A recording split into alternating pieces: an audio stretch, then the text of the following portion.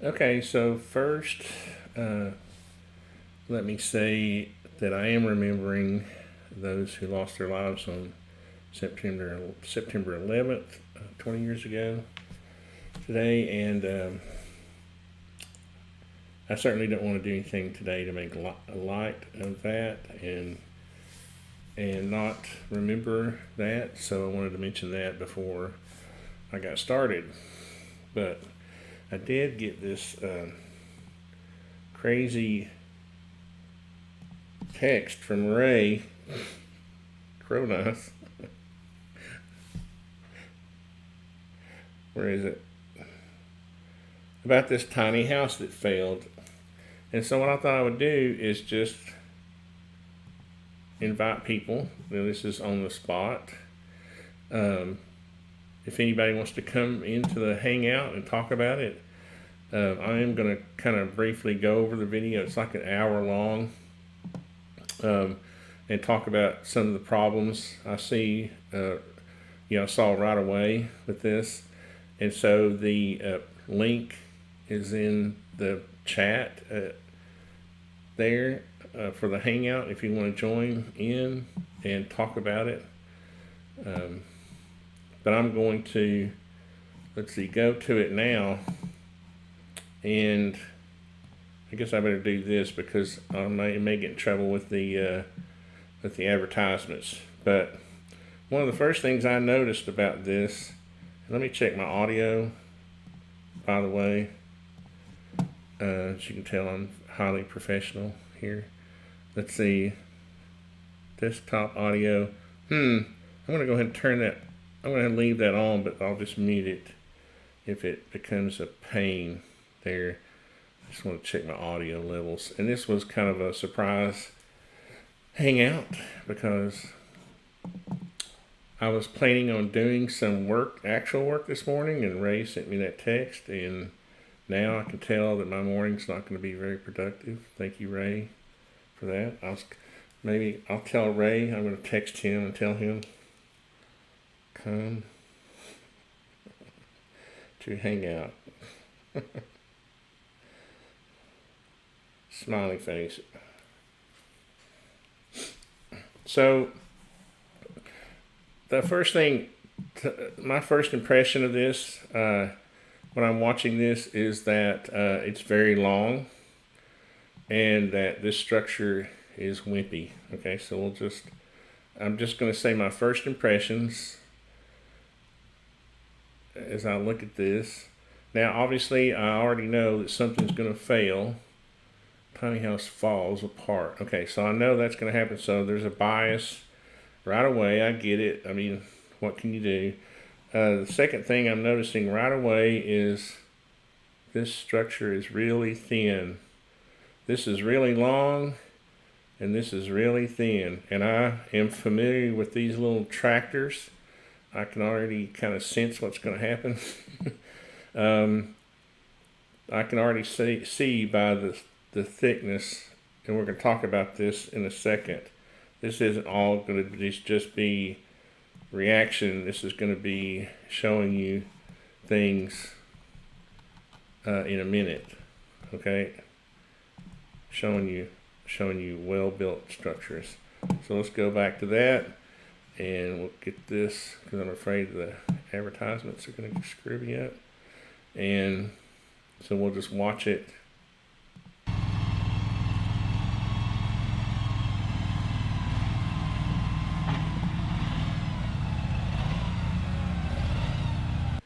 So, again, this bar is kind of scary right here. It's going to attempt to stabilize, but it's also going to seemingly try to help lift, and which is not good. But anyway, I don't want to talk too much.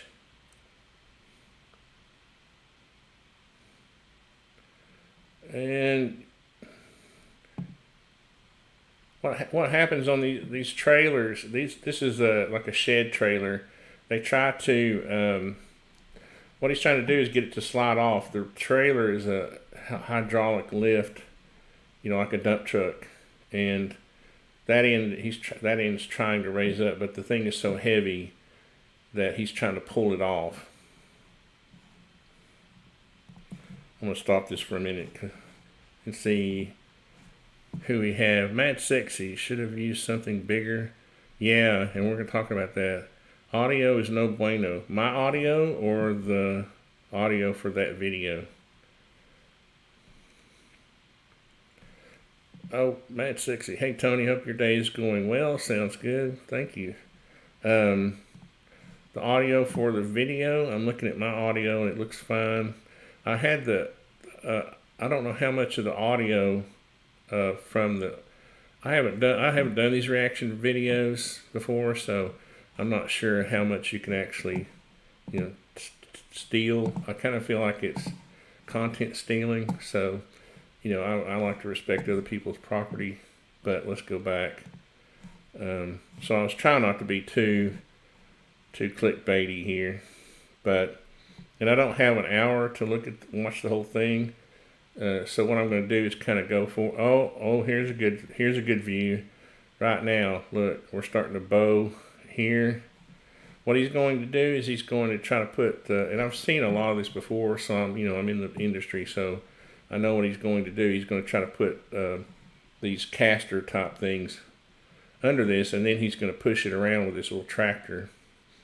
But I can tell you right now, this structure is really way too long for the way it's built. I'm seeing this torquing, this bow right here, these members, oh look.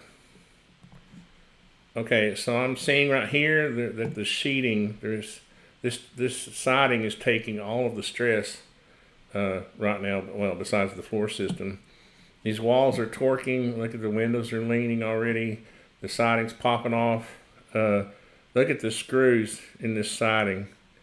They're supposed to be at least every 2 feet. And look, no screws here. There's screws every 4 feet, it looks like. Bad. Now, maybe, I don't know, maybe they anticipate this kind of thing and maybe they're like, well, let's not put a lot of screws, but I don't know. But you can see it going south right away. And so, I'm going to say right off the bat that there's no exterior sheeting the way it's supposed to be. This is not built anywhere near the way it's supposed to be built right off the bat. Now here's what's amazing. I just spotted this brace in here.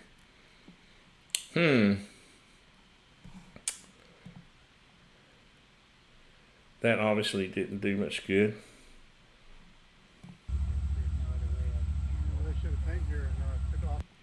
And again, I'm sorry I can't spend an hour on this, so, well, an hour on the whole thing, but not an hour just on this video. So he's going to go, and I'll put a link to this video, and you can search it. Now here he's got it. Okay, let's go back. Okay, here's an interesting part of the video.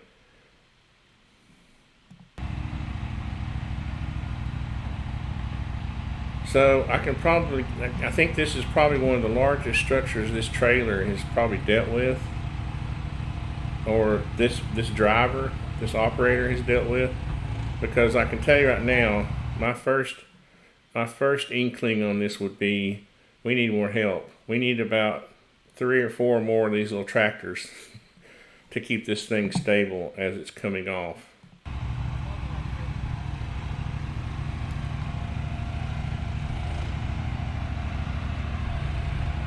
So this is kind of like a lumber delivery in that this is like a lumber, like they would back, try to, yeah. Wow. This is like lumber delivery, but except lumber, like off of a lumber truck, they'll let it touch on the back so it'll drag itself off the trailer. And that's not how you do a house though. You don't want to do a whole house that way.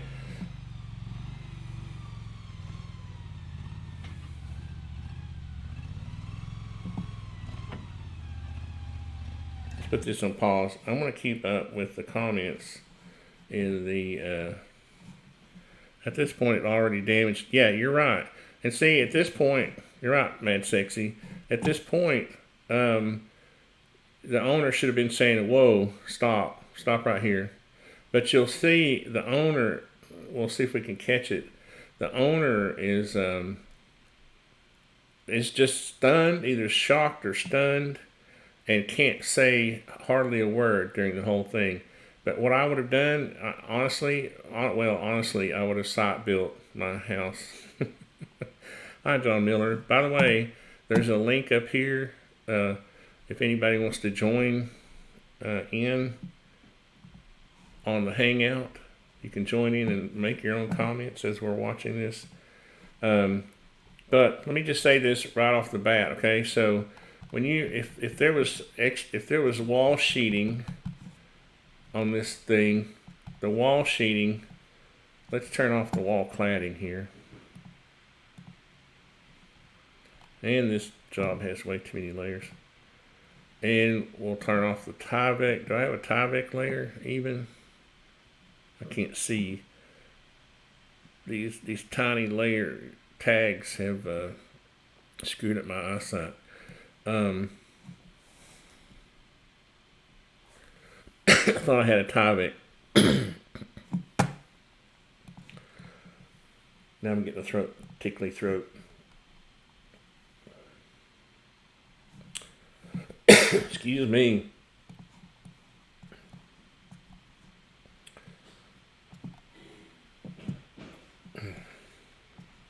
Hold on a second.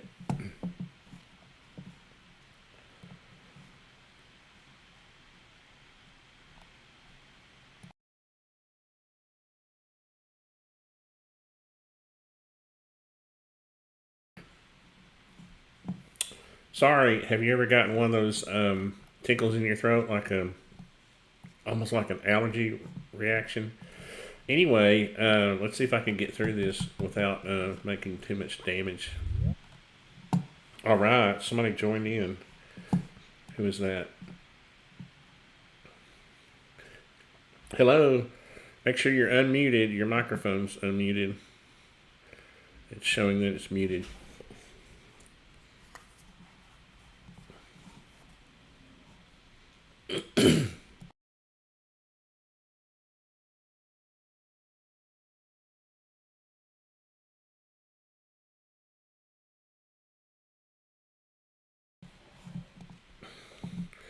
So, hello. Make sure you got your microphone unmuted. So let's go back to this, and we'll watch it a little bit more because it gets really kind of cringy.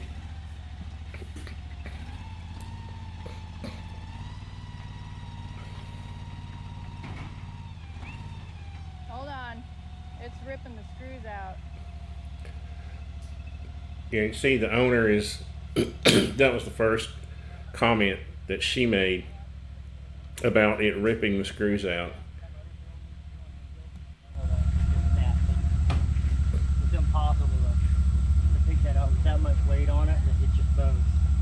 So all I can do is try to get in there. If they have to replace all the siding, yeah, you know, it's between you and them or whatever. There's no other way of.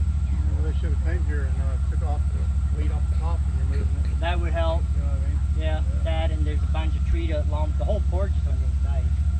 There's all that weight in there. So just don't freak out about it. It's Yeah, nothing I can do and nothing you can Don't do. freak out about it. That's just not good. It's easy to count that way. Yeah. Yeah, I'm sure they're gonna fix it right here. Let's hope it doesn't break. So at this point, the owner should have been totally freaked out and saying, "Stop right here. This thing needs to go back to where it came from."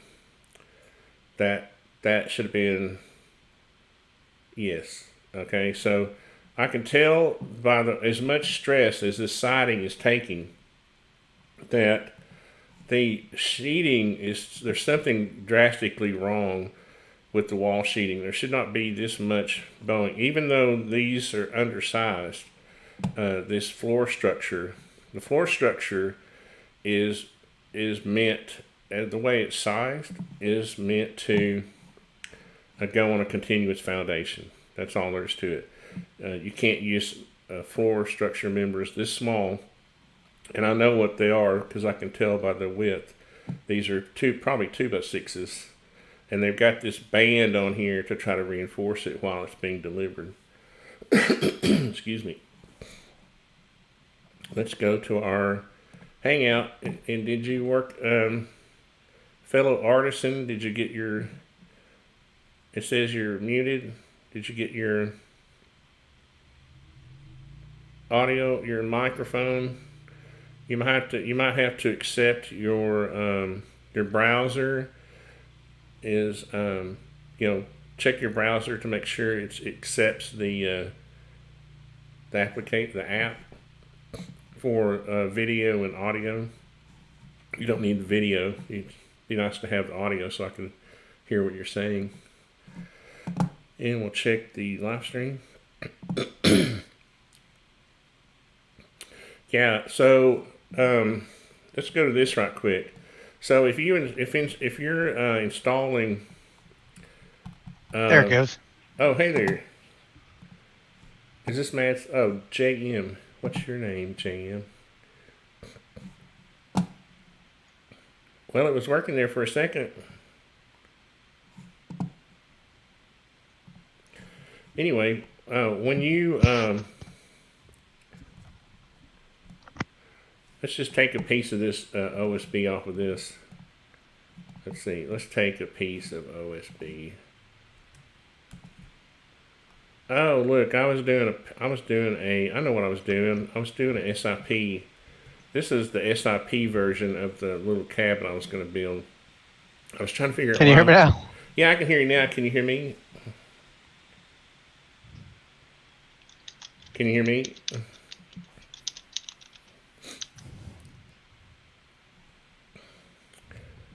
I can hear you. Can you hear me? Hello?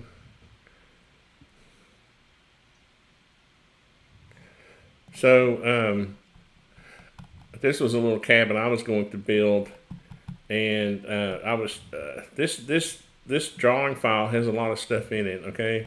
Over here, I made a video about why shipping containers make no sense, and I was showing how we went through this process of figuring out the framing for a shipping container, and I was able to end up going through and basically framing this whole structure and with the siding for the same cost as a shipping container. Okay, now I don't want to get kind of too far down that rabbit hole, but the point I want to make here is that you can see here we're on a slab.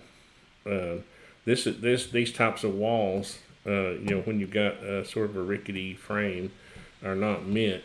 You would have to have a continuous foundation to set them on. The only way you can get by without a continuous foundation is to build in a beam system here.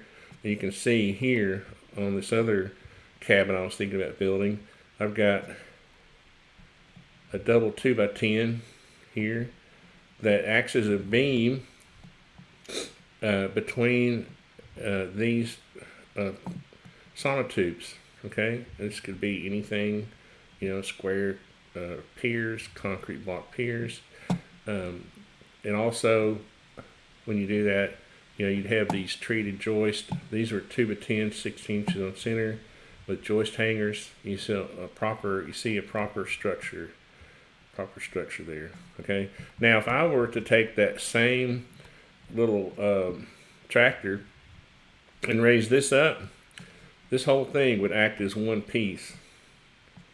In other words, well, these are group. Yeah, as long as I don't select that, I'm good. You could take and raise this thing just like this.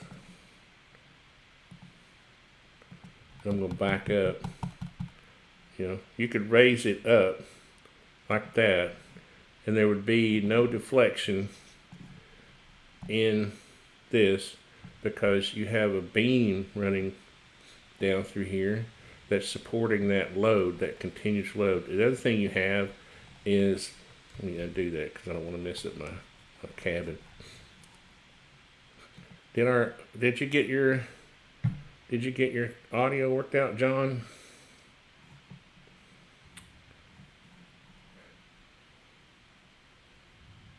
I can hear you. I don't know. You can't hear me? Let's see.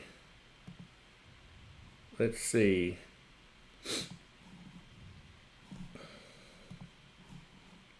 Let's see. I may be using. I didn't want to spend too much time. Let's see. Select microphone. Let's go in here. Yeah, it just takes 20 seconds for what I say to come through. Oh, that's weird. Can you hear me now? Oh, I'm talking about on the video. I can hear you when I'm talking now. Oh yeah, you and I are like there's no lag between you and I because we're in the Hangout. Yeah. There's a lag between YouTube does that where there's a lag between the video that they see and the there's some period between there. But how are you doing? So is there a lag? No, just on the video there's lag, not between us talking right now. I was like, how are you doing? And you didn't say anything, and I thought, okay, maybe there is a lag. That's funny. But what I was going to say is this. I don't know how to get my Tyvek turned off here. I was going to show how, the piece of we'll just draw one over here. We might as well just take all day to do this, right? Let's draw us a piece of OSB. Okay, so your OSB, let's see, what dimension am I going to do here? Okay, let's go this way. Yeah, so this is going to be 96 by 48. Okay. And then it's going to be, we'll just draw it a ½ inch. We'll draw it 7/16 because that's what it is. And then we'll make it a group. And then we're just going to move it down here where it's easier to see at the center of a stud. Just anywhere. We're going to put it right there, and then we're going to put it down here. Now, the way OSB sheetings work is that they're structural panels, okay, and they're nailed. Every edge must be nailed, okay. So, and you want these, 6 to 8 inches, depending on whether it's a shear wall or not, is nailed all the way around the edges. So, your OSB should lap over the bottom plate, and that's nailed. Okay, you should always be breaking on a stud, obviously, and the top of your sheet has to be nailed to the top plate. Okay. Now, in standard walls are 8 foot 1 1/8 tall, and your studs are 92 5/8 inches long. Those are pre-cut, and so your wall's a little bit taller than your sheet, but you can still. And this is designed so that when you have that extra space in there, so that when you put a floor covering on the inside and a ceiling covering, you still have about 8 feet left over on the ceiling. It's the same with 9-foot studs. They're they're 104 5/8. So anyway, I don't want to get off on an entire framing lesson here, but the point of this is that the 0.2 OSB is it's a structural panel, right? So then when you start going down through here and you start adding your sheets on, right, and all these edges are nailed properly. Excuse me, for some reason I have a tickle in my throat this morning. Excuse me. And it creates a diaphragm. So if I were to go down this whole wall this way, and this OSB was nailed properly, then this whole wall, you could basically take this whole wall and raise it up without it deflecting. It would probably deflect a little bit. I'm not going to claim that there wouldn't be any deflection, but I can promise you that something is going on here that, let's go back to that view.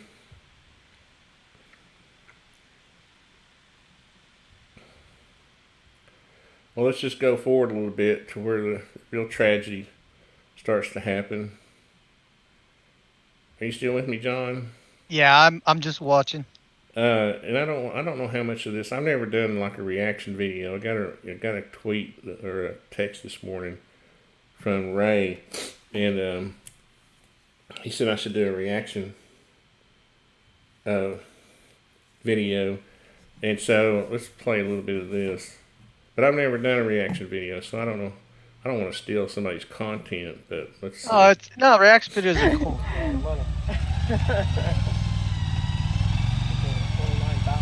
Now, Wow. I would have already, You well, probably didn't imagine that it's this heavy. so first of all, I would have never, I would have site built this home and I would have saved probably $20,000, okay? So they probably paid $75,000, $80,000 for this little house, right? And it's a piece of junk, and they could have built it themselves for half that cost. On the side, they could have built been it. stronger. Yeah, they could have built it with these crappy materials, piece by piece, on the site, and it would have never taken this much stress, right? The building would have, if you had stick built this on the site, you could have gotten by with this crappy construction. But this is what happens when you take crappy construction and you try to haul it around and torque it like this. You know, that's when it falls apart. Yeah. I don't know how much it weighs. It weighs a lot more than. But yeah, I'd have been freaking out. Oh, I would have sent it back a long time ago. Yeah, Well, again, that's what that is. it would never be on my site. So Yeah, it looks like it already went through a hurricane. Get their machine under it. I don't think that's the main structure of it, but maybe I'm there wrong. is no main structure. That's the problem. Yeah. And I'm not really sure what's going on with the roof. It almost looks flat. And if there's a pitch to it, it's very slight, maybe a half in 12. It's not even a 1 in 12 pitch. Kind of hard to tell. It may be that the roof is not on it yet because these are cut back. I mean, it may be that and see, the roof actually probably would have helped hold it together better. It would have held it together, yeah. Mm-hmm. But see, those are squared off, so I'm suspect of this. But the other thing that amazes me about this is that this operator didn't have the sense to just stop. Yeah, I mean, what are you doing? Way back here, when it was first coming off the trailer, and you heard the creaking and the siding popping, you should have said, "Wait, I'm getting ready to cost my company $80,000, you know, and I could just stop right here and make a call. That's all you had to do." But he just kept going. I mean, he should have just taken a bulldozer and tore this thing down before he left, you know. Jeez.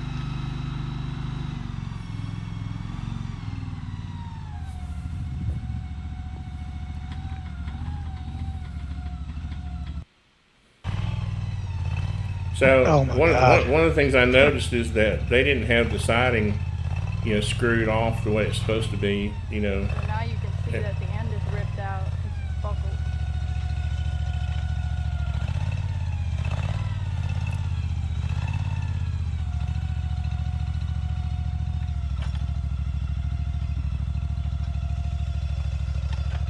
I was trying to here's a good view. Let's see if we can. So this member right here is the problem, right? If you look at a house trailer, like you know, like mobile homes are like you know, they're built cheaply, right?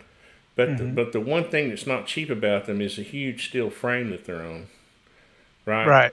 The big huge trailer that usually gets removed and recycled, you know, they'll get hauled there on that, and then they'll set it up on concrete block, and then they'll take I don't know, sometimes the trailer is left, I guess, but you know, sometimes they'll just cut the fork, you know, off the Tongue. The tongue, thank you. I was like, fork, that doesn't make sense. But this is probably is that just a 4x6? You know, and then looks like it. Yeah, no way is that going to carry the load of the length, you know. Oh no. And these look like 2x6s or 2x8s, maybe 2x8s. I don't know. They've got too much weight spread out too far. Yeah, it's just the linear configuration of this thing is just crazy. You can see it just being. I mean, look at it, how warped everything is. And I can't understand how the owners are not just like totally like, no, stop. You know, I would have never, you know, well, I keep saying I would have never had this done in the first place, but right. Let's check right quick to see what kind of comments we have in the section, in the comment section here. Where am I? I'm looking at the wrong thing here, aren't I? I see homeless camps built better by government. Yeah, the prefab houses that you see, those prefab trailers that you see the government supplying, like after.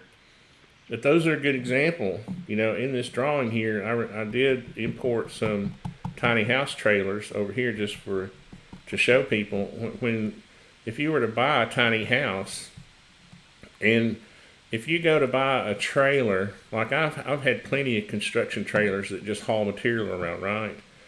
Those are lightweight. Basically, the frames are pretty lightweight, but a tiny house trailer has a reinforced frame around the edges, right? It's basically steel beam channel down this edge, and the gauge is heavier, and so you basically have a continuous load bearing beam on each side, you know. And these trailers remain in place, right? Because you can just take a tiny house and park it somewhere, and you're done. Right now, so what this is some company that's kind of, you know, ripping people off. I mean, oh, for sure. If you're going to build a house like that, it has to be site built in place, right? Like this one. Yeah, or have a trailer, or have some sort of structure. But this is obviously somebody who doesn't know how to build anything. Doesn't understand structural concepts, so I'm just speechless. I know. I tried to. It was almost so cringy that I couldn't watch it. Where are we? Let's get back there. That's really, part of the fun of watching it, though.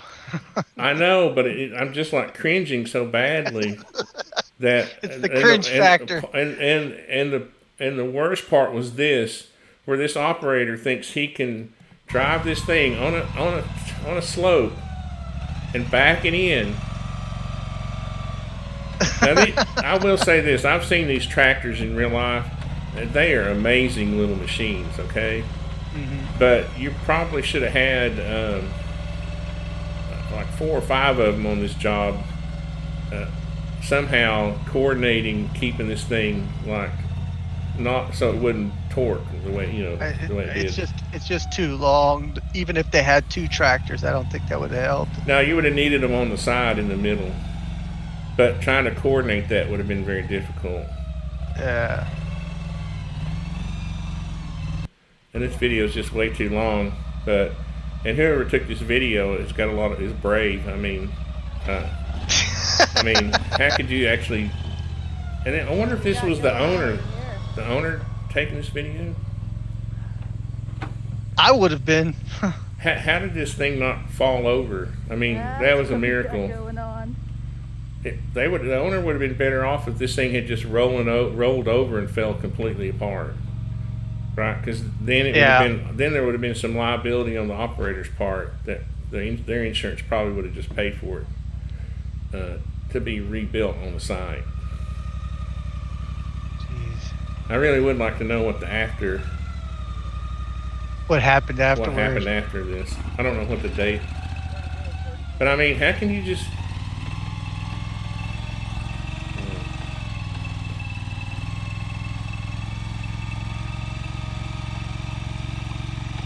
These guys have to know that this is a bad situation. How can this guy? I mean, they do this for a living.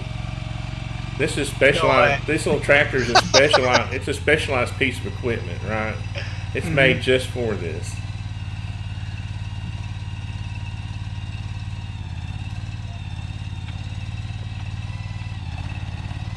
guy is just that's just too long, too much weight. Look at that. Oh, And you see, I hate to keep stopping this, but I have to say this, okay? If they had, and this was the point I was trying to make earlier. Let's take this for example, okay? And I'm just going to raise it. I'm going to lower this slab for a second, and oh, this might take too much time. But let's say there's a beam down here, right? Let's say we did have. How can I do this quickly? Let's copy this.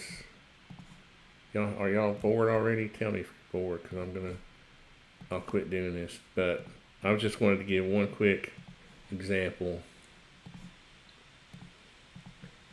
Let's say it is that's not a component, is it? No good. I don't want to mess up my. Let's say it's his 4x6. Let's see. Okay. Now you could have got by with this if you had just done this. Okay. If you had taken your sheets. Okay. Now this wouldn't be the best, but I'm just saying, if these sheets had come down to here, okay, and you at least alternated, you could have, I mean, in this case, I'm going to go to the extreme of saying, if you had, it wouldn't have been the best, but as far as the top, see, now you've got the top, what makes this a structural component, a diaphragm, is that the edges are completely nailed. So you'd probably want to put blocking between here, right? And that seems extreme, but if this sheeting, excuse me, if this sheeting had been incorporated, if the bottom rail, that bottom beam, and we're just going to add like times 6 pieces down there.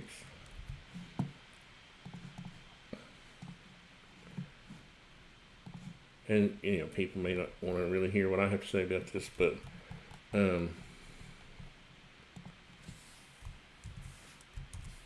okay, I should have 6 pieces. Yeah, what this would have done would be, this wouldn't be the best situation up here because you'd have to block it and fill that in with more OSB, right? But you could have cut 8 foot long, 6-inch pieces and filled that out, right? But guess what? Now you would have like a truss. And there was a nailing pattern on this. Now that OSB would have transferred that load up into the wall, right? And when been stronger. Yeah, and now this is all rigid. Okay, if you look, that doesn't happen. If you look here, if there is even I'm questioning if there's even OSB on this building because of how much it torqued or how much it bowed. If there is, I don't think so. If I don't either, you see, that's why just siding. I'm thinking they probably put some kind of okay. Remember back in the old days when we had blackboard, or it's probably just styrofoam, the poly ISO, polystyrene insulation. Yeah. On there, and of course it has no structural value at all. It's falling apart too easy. Yeah, but if so, I'm agreeing with you. I don't think there's any OSB on here. And how much would it have cost? What is this thing? 40 feet. So you got 10, 20, 30 sheets of OSB. A couple $100. Yeah, a couple $100, and a few hours labor, and this whole thing could have been solved. It would have been probably stable. It wouldn't have gone this far. And the other thing is the siding wouldn't have popped off as easy if it had been screwed to that OSB. You see, this is coming off way too easy. Just the amount of flex, you can tell there's nothing holding that wall. Yeah. Now let's raise it up and down 100 times, and that'll help. you know. Let's see. Try not to ignore the people in the comments too much here. Let's see, what have we got being? They use nail plates and the beams are not even scabbed correctly. Well, you see those gussets, those are called gussets. Those gussets aren't meant to take a load, they're just meant to attach members together.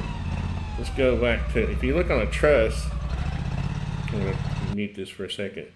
On a truss system, let's just, I do have a cool extension here from Medique, and my friend Nathan Wilkerson makes this. Okay, we're going to pick out just a standard truss and just draw it real quick. Promise this won't take any time at all. Boom, boom. Okay. Then let's turn off the roof cladding and the roof sheeting. Okay, these gussets are not there to take a structural load. You see, not as much as you might think. They're connectors, okay, but what distributes the load is the design and the sizing of these cords, this webbing, okay. Some of these are in tension, and some of them are in compression, right? So these connectors are okay. So they play a small role, but that connection is not totally reliant, like these were, right? Mm-hmm. And besides that, the span between those connections is way too long. See, look, where do you find? Can you even see? We see one. There's one right there. Look, they're trying to span this thing. They probably have a 16-foot 4x6 right there, right? Mm-hmm. Is that going to act as a girder for a house? No. Mm-mm. No.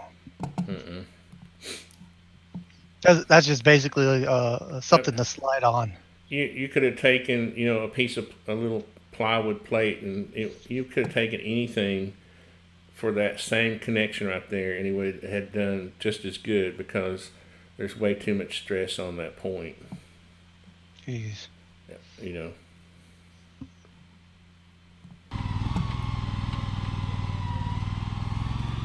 I mean, there's no way this house is salvageable. I wouldn't want it. I mean, does this house have plumbing and electrical in it? These windows and doors are screwed. Jeez. You know, what about the plumbing in this house?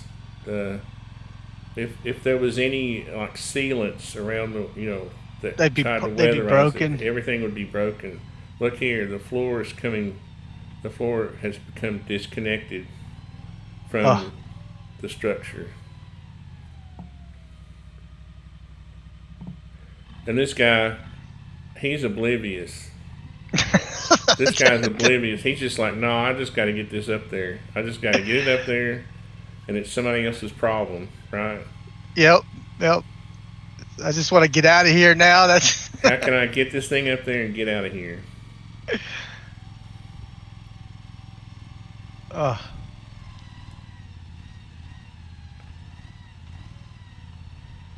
I almost wonder, sometimes I look at these and it's almost like somebody is pranking the public. It's almost like somebody spent $80,000 to prank us, because how can this be real? I mean, how can the owners not be, 30 minutes ago going, no, this ain't my house. This is somebody else's piece of junk. That's what it looks like now, junk.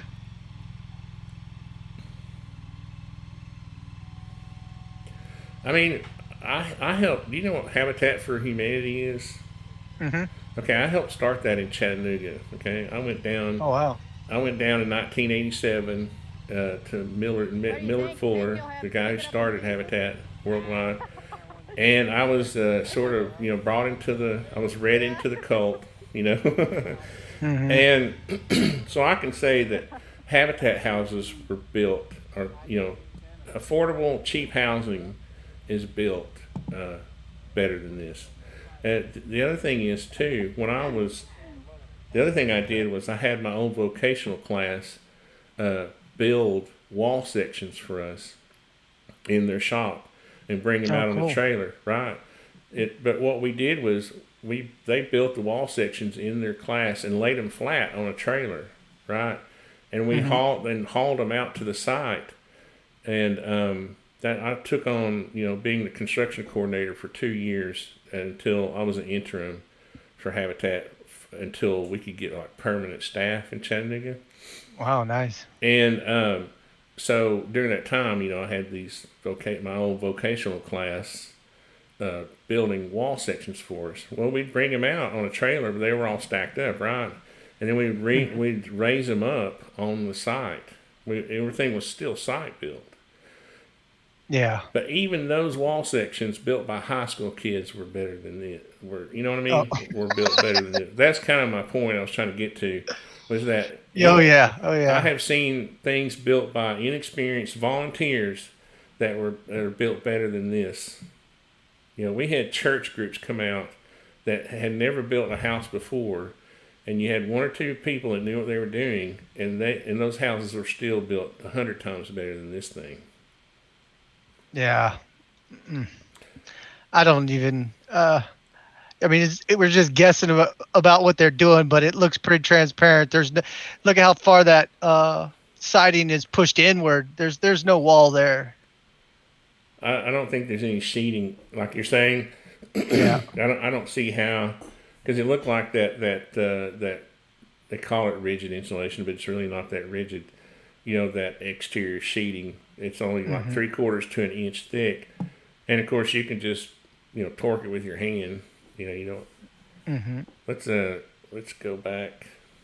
Let's check the comments right quick to make sure. What do you do, John? Oh, I'm retired. I've done carpentry. I've built a couple of houses. When I was younger, I've taken AutoCAD when I was in high school, so I've got a fondness for this. I took drafting in high school, but that's when we did it by hand, right? We had to. When I was there, they just had started with the computers. We were still drawing by hand. I still have some of my old drawings. One of the best ones, one of my favorite, was a bolt that I drew with the threads. Because that was a little bit of a challenge. Yep. And I remember when AutoCAD didn't come out until I think I graduated. Let's see, I graduated in 1980, and I think AutoCAD came out in '84, right? Yeah, I graduated in '96. Yeah, so my building trades teacher got an educational version. You know how they'll sell to schools cheap? They basically give them to. He gave me the first version of AutoCAD, and it was 13 discs, floppies on the little, were they 3.5 floppies? Yeah. And I taught, self-taught myself AutoCAD, and that's how I ended up getting my first job in architecture. That's awesome. As a project manager, and I was mainly hired as a project manager because of my construction skills. And the architect I went to work for wanted me to do the construction administration, right? Because, architects are also hired to, oversee construction, the projects that if that's part of the service that they're paid to do, And when the architect found out I could draw, then he started having me basically doing the drawing work on the projects I was the project manager for. And awesome. It was an awesome experience, So when I started my design build company in 2000, it was a huge, advantage for me to have that experience. Oh yeah. And then when I found SketchUp, I was like, the problem with Autodesk is that, now I'm going to say this, but you look at that. Autodesk got into the BIM, the Building Information Management Systems, and everything started. Oh. It was the wall came. There's the subfloor. Look, the whole wall come separated from the subfloor. Now you wouldn't even screw that down if you knew this house was going to be hauled out on a trailer. Wow. You know. So when I found SketchUp, I realized it was a simpler tool and it was going to stay simple, right? Because Autodesk got into Revit and all these these parametric, Overly complicated. Overly complicated, and for me, a design build contractor, I just needed a tool, right? I just wanted a simple tool that wouldn't get me going down all these rabbit holes, and that's why I changed over to SketchUp. Now look, at this point, this is really cringy because you're thinking this thing's just gonna, those casters, those dolly things, are not really that stable. Oh, look at that. Oh. Oh my God, I'm cringing so bad. Oh. Help me, Jesus. Help me make it through this.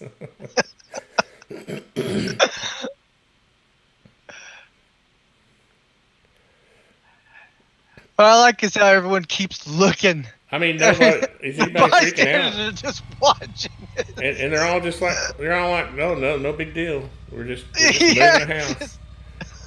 We're just moving it. Here's my thing too. How is this company leaving this video up? I guess this is not the company. Who recorded this, and why is this still on the internet? If I had anything to do with this at all, it would not make it on the internet. I would be so embarrassed. Somebody that's not a part of that group, maybe the owner. It's probably the owner, right? That's the lady who's talking. Look at the windows. Yeah. They're screwed. Oh my God. This thing right here is built better. Oh, what is that? Is that styrofoam on the walls? That's what I'm telling you. That's what the sheeting is. This polystyrene. Yeah, I'll show you what it is. I bet you anything. It is. Look at it. Styro. How do you spell it? Jeez, I don't know. Let's do images and I'll find it right before. It's just going to be this kind of stuff, right? It's going to be this cheap. You buy it at Lowe's. You see, it's cut 3/4 inch, 1 inch stuff. Yeah, people use it. The carpenters use it to cut on. This stuff you could stick your finger through. When I was in high school, I went to a vocational school, and of course, this was 1978, right? Where am I going here? And we used to sit at lunchtime and throw nails at the styrofoam insulation and stick nails in it. Yeah. That was the fun. That was the most fun we had at lunchtime, right? And it's the crappiest stuff. So I know I've worked with all this stuff. Okay, so I remember the first time I used OSB, probably 1980. Something like that. I was like, my God, this is like a miracle product, right? It's a structural panel. And I built these houses right out of high school. I started a framing crew for this. Guess what? Jewish builder. Okay. Wow. He would put studs. He wanted us to put studs at 2 foot on center and use blackboard. You know what blackboard is? No, I don't. I'm sorry to keep stopping the video, but I'm trying to show people. What I'm trying to do is help people recognize this stuff. Blackboard, I better say, I guess sheathing. It's not really a sheathing, but that'll get me to search. Yeah. That's not it. They probably don't even make it anymore. It's 4x8, okay? And it was an asphalt impregnated. Here we go. Okay. Fiberboard sheeting. Okay. Now this is junk too, right? You can just break it with your hands. Okay. Here's an excellent picture. This is 1980 right here. Now, if you're seeing this junk now, you're you're way behind in technology. Okay, Yeah. This is old school as it comes, and it's junk. And if you see that stuff on your construction site, if somebody's building your house or that styrofoam insulation, just you better stop, shut down the job. And,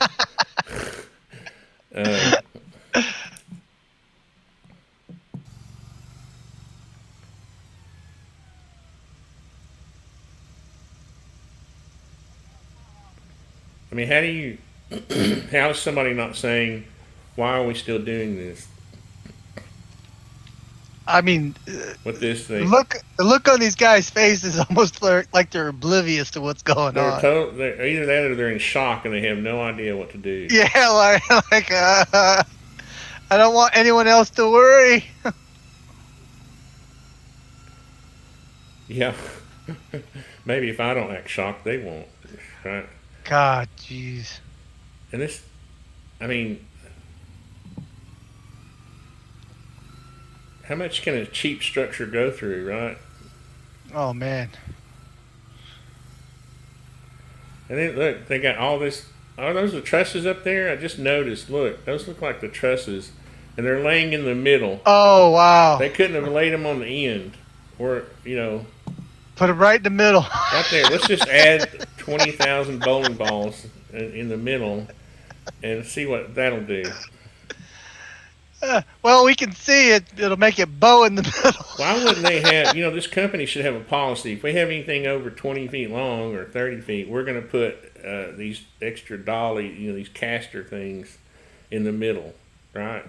Oh, I mean, there's so many problems with this structurally. Just moving this. And look at the top plate. It's like a roller coaster. I mean, styrofoam walls. You can't just put this back together. It just doesn't work that way. Right? Oh no, it'll never go back. It'll never it might. It's ruined. You would have to take off all the sheeting, take out all the doors and windows, and then somehow Everything would have to be redone. Bang the walls back together somehow. Oh my gosh, it scared me.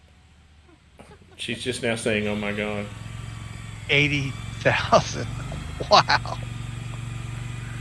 No way. Stick build it. I mean, you could stick build this thing for 25 half grand. that price. Yeah. I mean, you could. Because there's nothing. There's styrofoam in those walls. Yeah, it's just and amazing. siding. The windows, these cheap vinyl windows. These are the cheapest vinyl windows you can. Look how buy. they're tiny. Yeah. Those tiny windows ain't costing you nothing. What's he saying? Probably 2 for $100.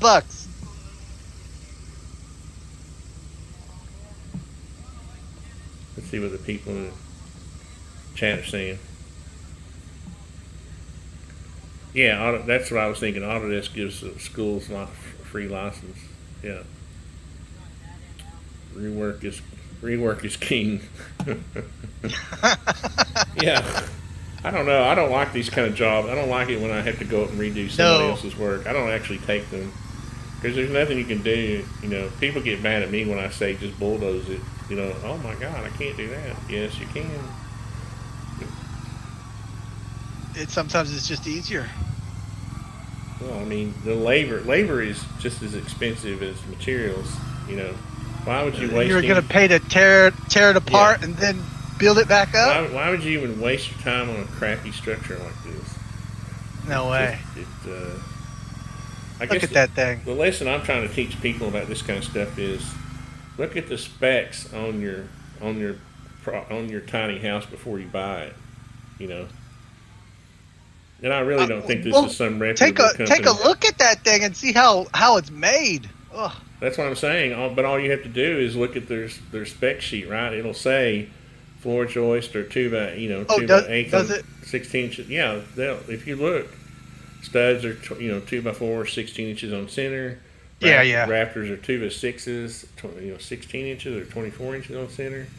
It'll say all that, and if your first clue is the size of your floor joist, and is there a proper beam to support this thing, and also is there OSB sheeting on the whole thing? Yeah, you can. pretty much look at the length of the house, and then look at the beams around Yeah. around the house. But what these companies are trying to do is join in on the fad, the tiny home fad, because all these older people are trying to downsize, and so what they're doing is, oh, we'll build crappy houses and sell them to people, and they'll never know. They could build a good one though. Oh, easily. And the funny thing about these small tiny houses is they're easy to heat and cool. So nobody really knows how Just a cheaply box. nobody knows how cheaply they're built. I mean, you're basically you're always just building a box, of some form. So if you got that's an easy area to maintain.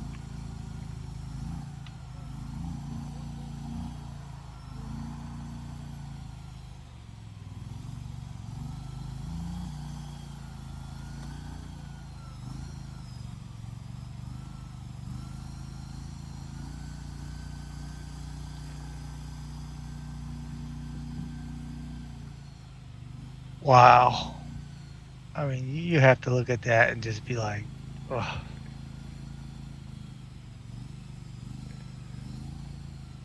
And I wonder. I wish they'd show the inside, because there's no way any of the plumbing survived. You know what I mean? This kind of thing. I'm so curious to see what it looks like on the inside. Think of all the daylight you're going to be seeing.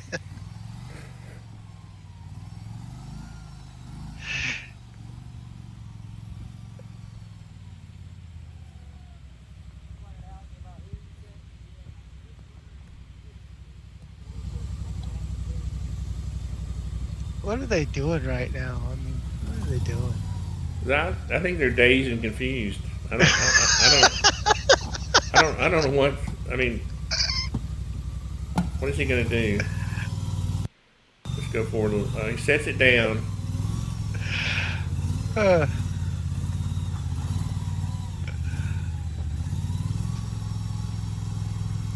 This is. I know this is to stabilize it, but it's almost like he's.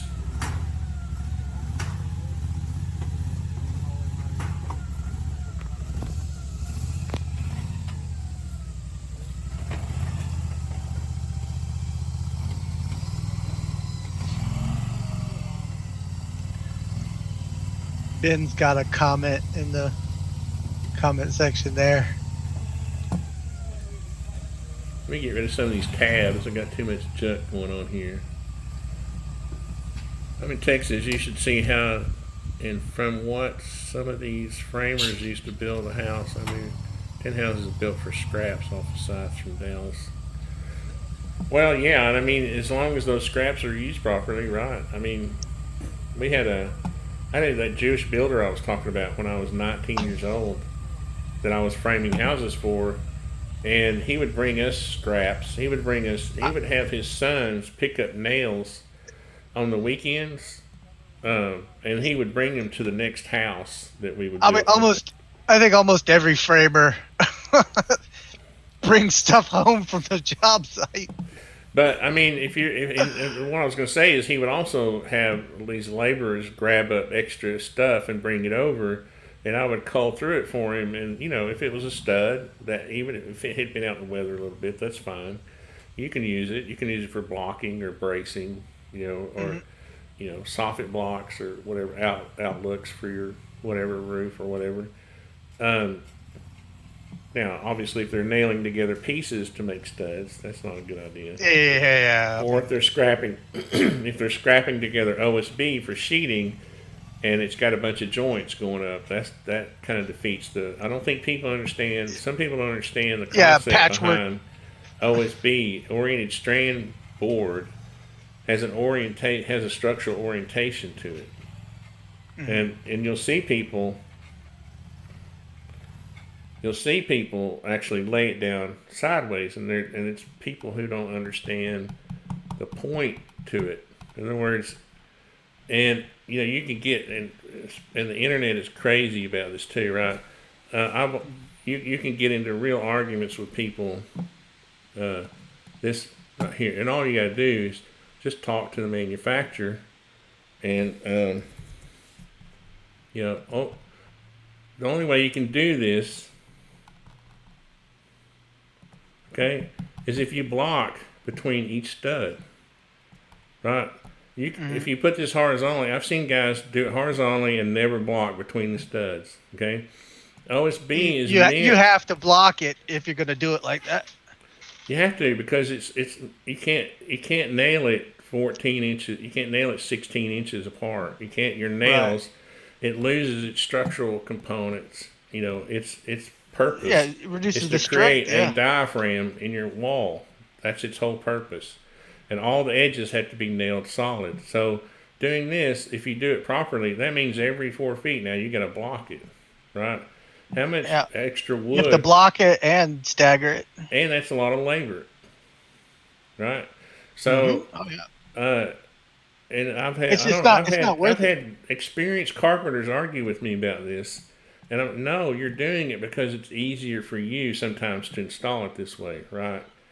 Sometimes it's easier to do it that way. It is, but you have to go back and block. I've had to do it before, but who wants to do that? I mean, who wants to run 2 rows of blocking all the way around 200 or 300 feet of exterior walls? It's not the best way. No, it's a waste of money and time for the owner, right?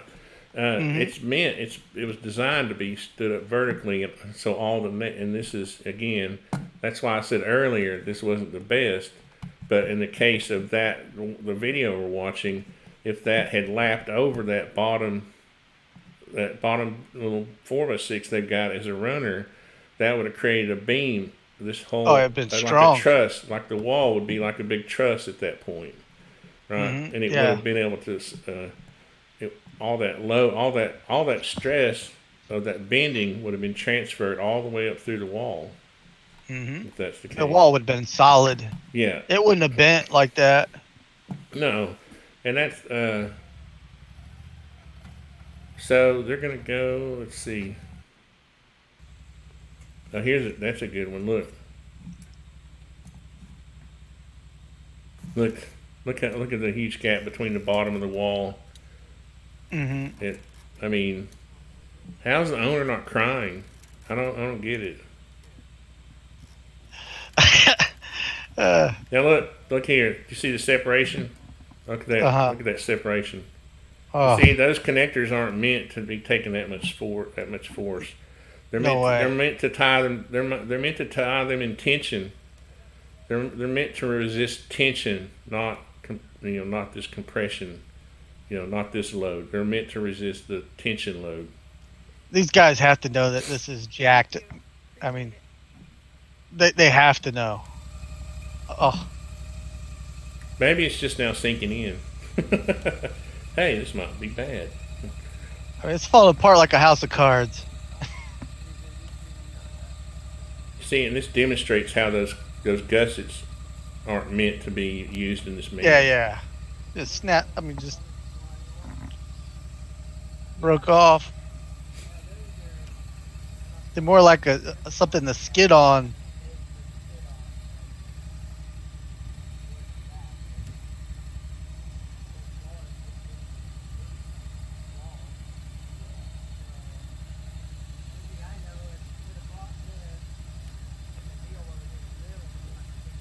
Trying to figure out how he's gonna block it up because he's got to block it up yet.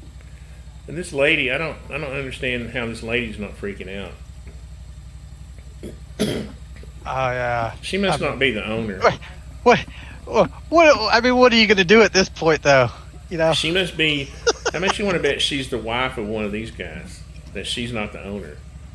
It might be. That might be it. But I don't know if she'd be recording all this. She probably would have been like, this is probably something I shouldn't record. Maybe she's having a nervous breakdown right now. She's on the ground. Or if she's what if she sold these people? She's going back to the earth. She's going back to the earth from whence she came. Oh.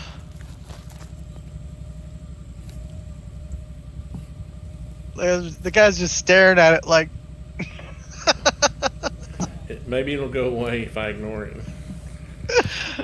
Even if the sheet metal had come down and screwed. No. That siding I'm telling you right now that siding would have done no good because It you would know have ripped that siding right out. they use the crappiest. So your first clue that they use crappy materials is this whole project. But you see this. Let me turn this off for a second and I'll explain something. This is crappy gauge. This is 29 gauge siding. Okay, it's the thinnest metal that you can actually make something out of and it be solid, right? They figured out a long time ago, hey, what's the thinnest we can make this siding and it still be considered a material, a solid, right? 29 gauge. Now, when we buy, as artisan construction, when we do this, if we use this on roofs, and we use 24 gauge, okay? We don't even use 26 gauge, okay? This is the crappiest, really siding known to man, besides vinyl siding. That you find in a cheap shed. Yeah. Now, and it's okay if you say I'm going to build a cheap house. You just got to be honest about it. Don't lie, right? Don't fool yourself or try to fool other people. Especially people like me who've used all these materials and know the difference. You couldn't even have screwed this off down here, and it had worked because this is meant to be a veneer, a facade. It's not a structural panel. Not load bearing. The structural panel was what was the OSB behind it. Okay, this is attached to the structural panel. This is not the structural panel. But I'm not criticizing what you're saying. I'm saying no, it wouldn't have done any good in this case because you would have had to. There's no real support. Just like those gussets are not designed to do the way they use them. This metal siding is not made to be used as a structural panel. It's just not. Yeah, it can't transfer any kind of load through it. Yeah. Shouldn't they have like twice the amount of foundational blocks? What's that? Shouldn't they have had on that building twice the number of foundation blocks that they got underneath it? What does that matter though? Not strike. I mean, if you're going to, the whole point is that if you're going to build a structure like this and try to haul it. The process of getting it to the site is more damaging, puts more stress on the structure than it does when it's at rest here on the side. Okay, I didn't know that information. I didn't get that information. What information? I'm just the fact that they built it first and then hauled it, not that they just didn't build it on site. Oh, you didn't. I didn't get that. You didn't know. You didn't know. I didn't know. No. See, you're supposed to be here on time. So, I know. I'm sorry, man. Even though it wasn't scheduled. It wasn't scheduled. I didn't know that there was a schedule. I got a text from Cronise this morning. Hey, you need to do a reaction video on this. And I'm like, I don't have time. So I did a live stream. Because I don't have to edit it. That's a lazy man's videos, a live stream. Thanks. That's why I allow you on my live stream. But no, it's. Nah, I'm messing with you, buddy. I'll give y'all a quick lesson. A quick lesson in structural lesson here. Because all I was seeing was the picture with it being on that concrete cement block, and I thought it just caved in because it didn't have enough concrete blocks underneath it. I didn't know they transported it like that. This is another. They slid it off a truck. They did a number to it, I tell you. If you know any, okay, so let's do. I know what to do. Tilt up. I think these tilt-up concrete walls demonstrate this. Okay, so these tilt-up walls are poured on the ground and then tilted up. Right. Let's see if we can find a better picture. Okay, so that's not a good picture. Will they show? Here we go. Oh my God! Thank you, Jesus. Okay, Jesus. These walls are poured on the ground. See this one laying right here? And then they're tilted up. Right, cause I've seen that. I've seen them do that. Guess what? Yeah. I've been the project manager on a building just like this for McKee Foods, the company that does Little Debbie's. They're right here in Chattanooga. If you look up Little Debbie, McKee Foods is right here in Collegedale, Tennessee. I was the project manager on a building just exactly like this, and I learned something from a structural engineer friend of mine. All of the reinforcing in this wall is for nothing but getting it lifted. You see these points right here, these tie points? All of the reinforcement, like 90% of the reinforcing in this wall is just to get it stood up vertical. Well, hold up. Right. If they make it out of concrete, don't they have to reinforce it to make the concrete keep its shape too? Yeah, but all of Rebar, well, listen, okay, listen, just be a student and listen, okay. All of the force on this wall that it takes is when it's being lifted.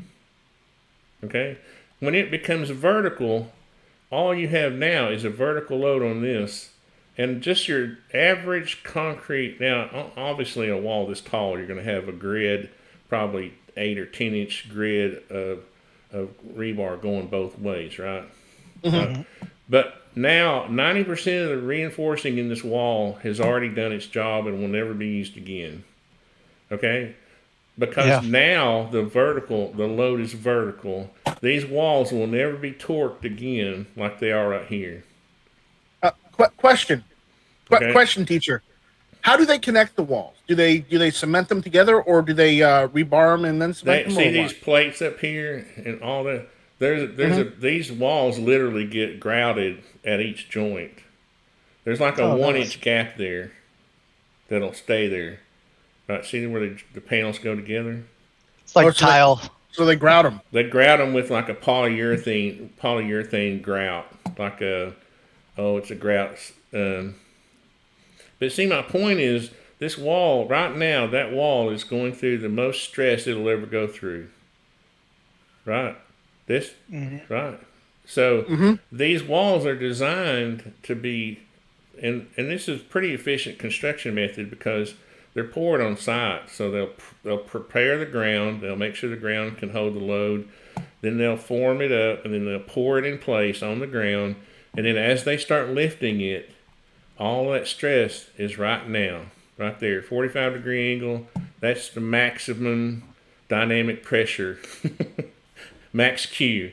And Ray Cronise will know what I'm talking about. That's the max Q for a concrete tilted wall. So they're not load bearing, is what you're saying. They will be load bearing. They have to be. They'll be load bearing. They'll be load bearing when they're tilted up vertical, and we place a roof load on them. Right. That's what those metal plates and I don't know what the exact structure is on this roof, but but guess what? Now that they're vertical and we have a vertical load, most of that rebar, most of the reinforcing in this wall is just at rest now. Right. It did its job. It did its job. It got the wall raised up, and I have seen these crack before if they didn't wait, long enough to let the concrete set up. Sometimes the walls will crack. But as long as they can get it tilted up and stood up, now we have a vertical load, and concrete, its most precious value, its value is in compression, right? So it no longer needs the 90% of the rebar. I'm going to say maybe 75%. Okay, it no longer needs that rebar that is in place. Yeah, the most stressful part was lifting it. Right here is max Q. Okay, and once it gets raised up, it's like a rocket going into space. Once it crosses that 300,000 mile point, we're good, right? We've passed that point. The same thing with this wall. It's leaning. All these guys, their butts are clenched tight. It gets over that line. Oh, Jesus, thank you. We got it up. Now all we got to do is brace it off so the wind doesn't blow it over until we get the roof on it. Now, my whole point to that is this floor system is the same way. Okay? It should have been designed to take this load, and that's why I know this is crappily built, because this floor system was designed to be put on a continuous foundation. It wasn't designed to be torqued like this. Okay, so what you have to do, and that's why tiny home builders, that's why they put their tiny homes on trailers that stay there, right? This is their structure. This main structural beam on this trailer going down the side carries that continuous load. And I've actually started to buy one of these trailers, and they're expensive because the tiny house trailers are reinforced, are heavier gauge steel than just the trailer I haul construction materials around with. Now, with that tiny home, did they insure that, or? I'm hoping what happened is that this company who built it has liability insurance, like I have liability insurance. If I build a house and it falls down or burns, then my liability insurance, while it's still supposed to cover it, right? it'll cover it for during the construction phase. Once the construction phase is complete, then their homeowner's insurance kicks in, and that covers it. But during this phase, this delivery phase should be covered under this company's liability insurance, and so you can sue them and probably get this house replaced. Oh, they for sure got sued. Yeah. So these guys are probably thinking, okay, plan A is set the house up, prop it up. Hopefully we can have a crew come out here and fix it. Plan B is, drag it off the site and bring a properly built one in here. That's probably, if whoever sold it to them, they probably sent them one picture. One picture would have been enough, just the front half. Well, like I was saying earlier, I would have asked for a spec sheet. What are the joists? What are the studs? What's the sheeting? I can already tell you by looking at this curve, it doesn't have OSB on it. Yeah, I just want a refund at this point. Tony, I'm going to trick you by saying this because I always jab you about this. You know what? This is the problem of buying, one of those prefab homes that's, made beforehand. They should have just got a shipping container and done it themselves. Well, no, they should have site built this thing. See, that's what I was trying to say earlier. You can build a crappy house. You just have to build it on the site. You have to stick build it.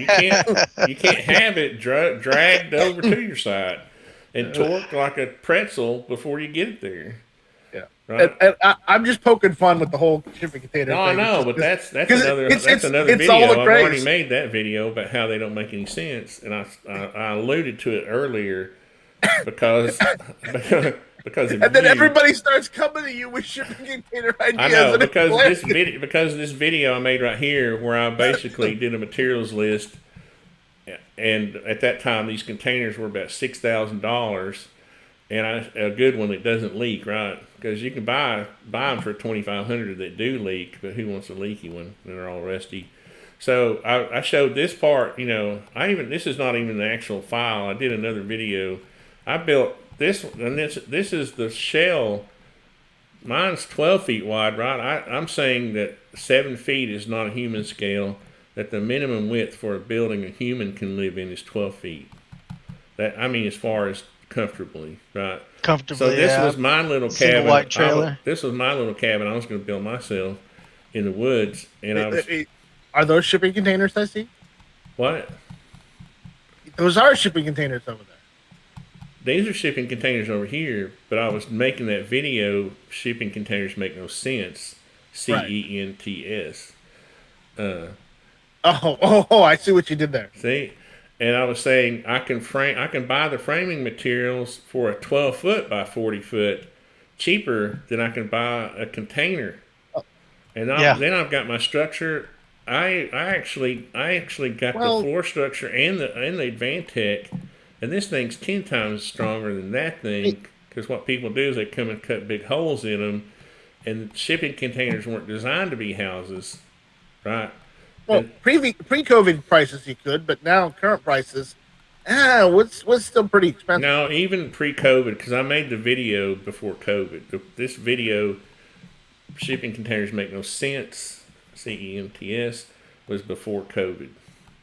And I did it online in the video. I went to Home Depot and I priced every stud and every plate and every header and every joist, and it was still cheaper. It was like $4,500.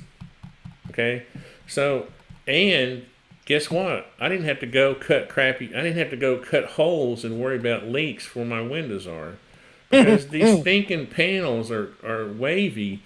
And guess what? Corrugated. Yeah. If they're corrugated, if you don't do this right, your windows are not going to leak. Because, and see, you got me going down a rabbit hole, because this other video I made, I have to go to that file, but I show. You see, there's a process for putting on. There's a. So when we build a house, we don't put the siding on first, right? Well, there is a reason we put the siding on last. And that's because the siding is not meant to be. You should be able to build a house and put Tyvek on it, and if you put your Tyvek on right, you taped it and everything, you don't even need siding. Okay? You can live in this house just the way it is. Right? You don't need siding. Is a facade. It's a rain screen. It's an aesthetic. It's not a structural component of your right. Because what it is veneer. Yeah. See, y'all got me going down rabbit holes. Well, thank you for joining us down the rabbit hole. Let's get back to the fail house. See, I was going to torture you because you took me down.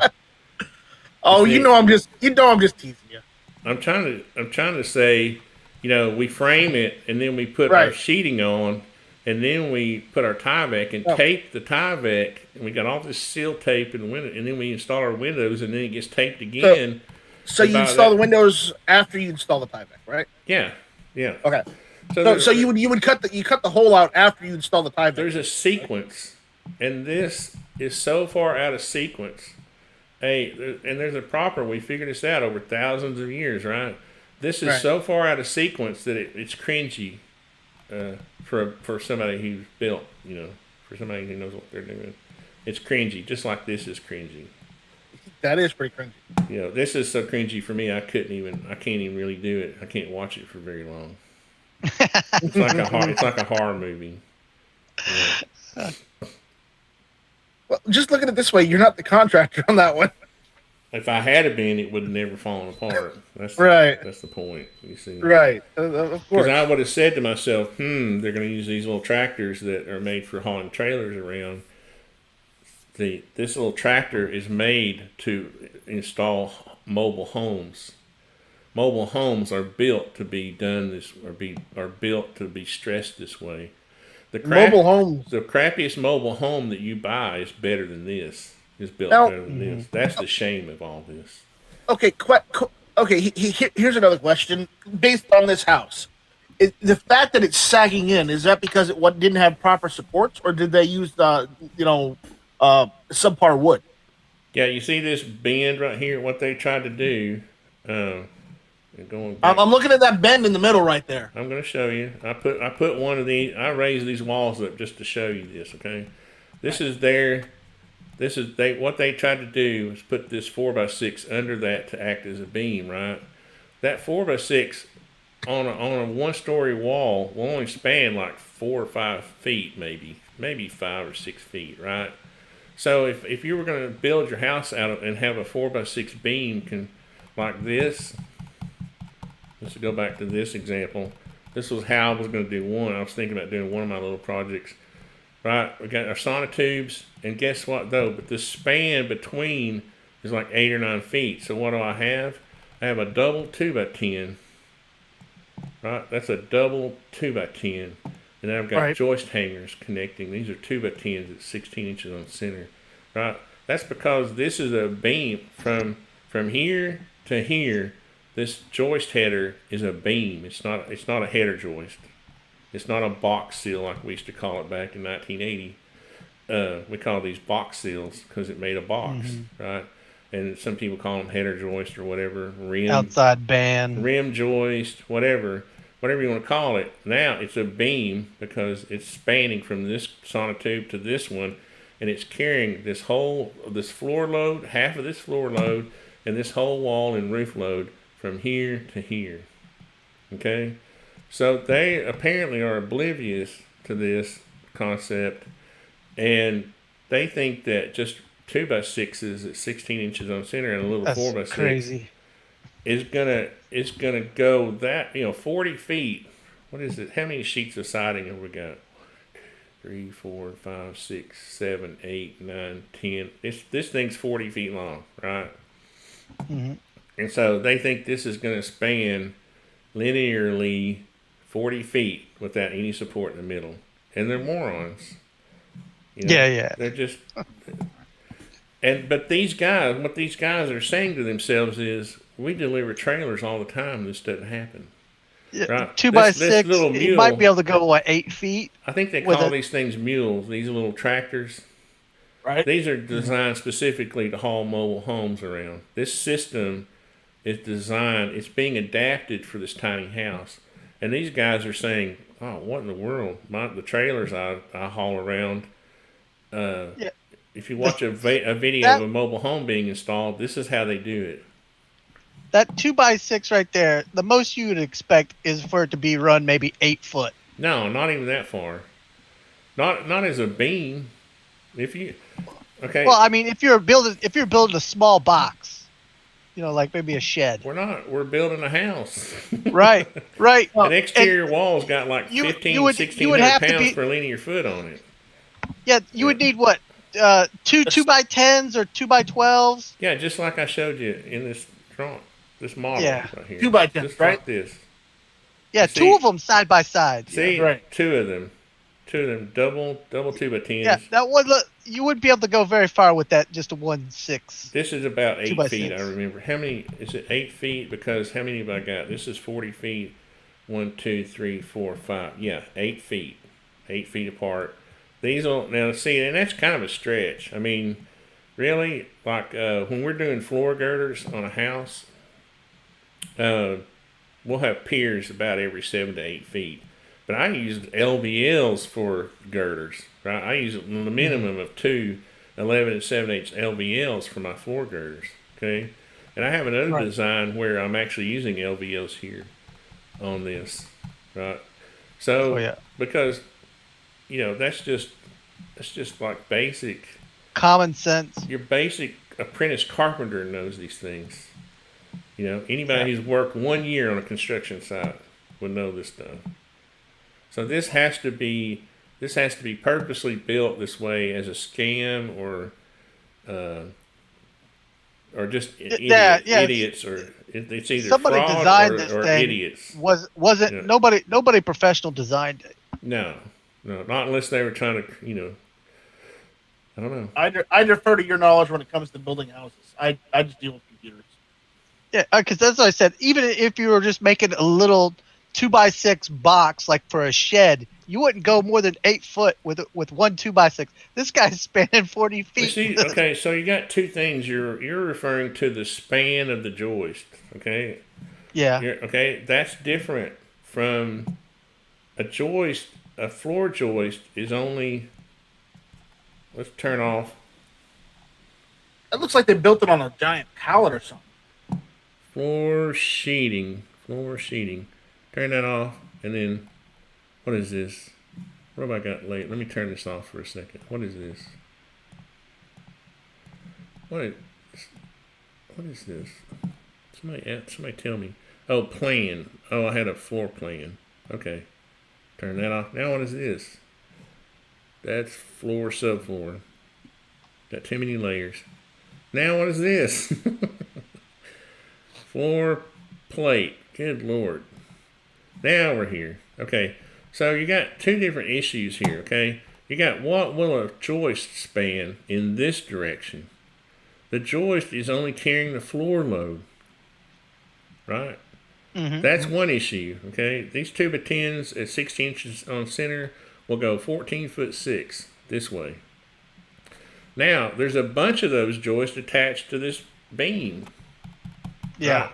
So the beam has to have a rating, right? This beam the rating of this beam has to be able to take more load than these joists do. Because these are individual, underground. These are individual joists carrying a floor load. This beam is carrying half the floor load because the other beam on the other side is carrying half of it.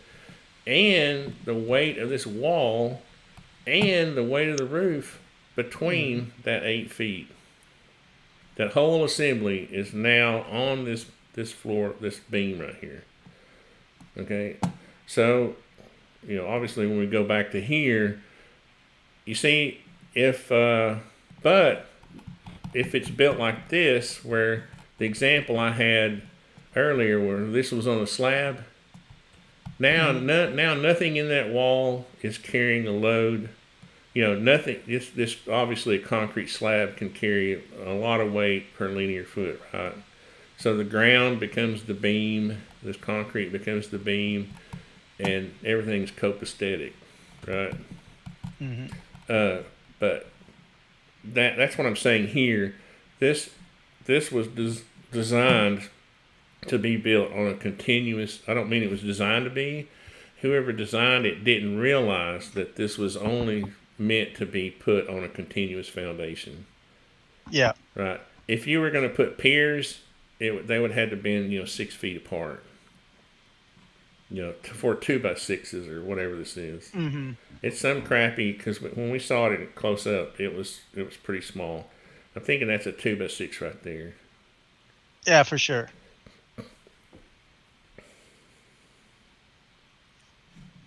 anybody checked comments lately? No, I haven't. It started collapsing Ben's as made you a removed it. couple. Yeah, exactly, Ben. Fabric. Yeah, and that's what I said earlier, Ben. You probably weren't here. When I first saw it coming off the trailer, if I was the owner, I would have said, "Stop, take it back." And it wasn't even off the trailer at that point. Now, if you had support, it would fine. You would need 2x10s on that house. And see, yeah, again, we got two different issues. We got floor load, and then the load of this beam or rail. It's going to see a mobile home has a steel beam going down the length of the thing on either side. Have y'all ever seen a mobile home trailer by itself? Yeah. Just It the has two big steel channels, like 12-inch channels, running the whole length of the thing. And then the trailer. metal beams. Yeah, they're freaking beams, And then sometimes they'll leave them under there and just put a skirting around it. Or, sometimes they'll take it out. If they're going to have a continuous foundation, sometimes they'll take the trailers out. But most of the time they just cut the tongue off, like you were saying, John, the tongue, not the fork, earlier. They'll cut that off, and then they'll just put a skirt around it. But that beam, So this wasn't even built as good as a mobile home. And mobile homes in the industry are considered like the cheapest built structure you can get, But a mobile home is built better than this. Yep. This is someone's rendition of a tiny home that had no clue what they were doing. Yeah, it's like building a cheap shed. Well, what's funny about a shed is the sheds you buy are only 16 feet long or something. Yeah. When they deliver those sheds, they're small, usually small enough to where you can almost get them on where you're going to put them. Right? They're not drug around a site like this and torqued and twisted and. Oh no. And they also have OSB sheeting on them that holds them together while they're being moved around. And a lot of times these forks on these little tractor things are big enough to where it pretty much supports the load itself. You know what I mean? So the problem with this is this linear design where it's not, obviously not designed for that much weight over that length of thing. Can you imagine trying to get this door to shut afterwards? Oh, they ain't closing that front door. They ain't opening it either. Did I go back in It's time? staying open. I think I accidentally went back in time. What's funny is, back here when he starts he jacks it up again. So this thing, it's like a piece of metal, you keep bending it, and it finally breaks, right? Yeah. Oh man. It's almost like they're wishing for something magical to happen at some point. Here's what's funny about this too. These blocks are just sitting on the ground. There's no concrete footing or anything there. So eventually, these are going to be pushed down into the ground, and this untreated It's wood gonna rot. is going to be probably rot out in 5-6 years maybe. Oh, Oh yeah, those are just normal blocks. Yeah, they're not even solid. They're not. They're just. You know. I had a house one time. It was a log home, and we had a pier. For some reason, you know how log homes move around as they're drying out. mhm.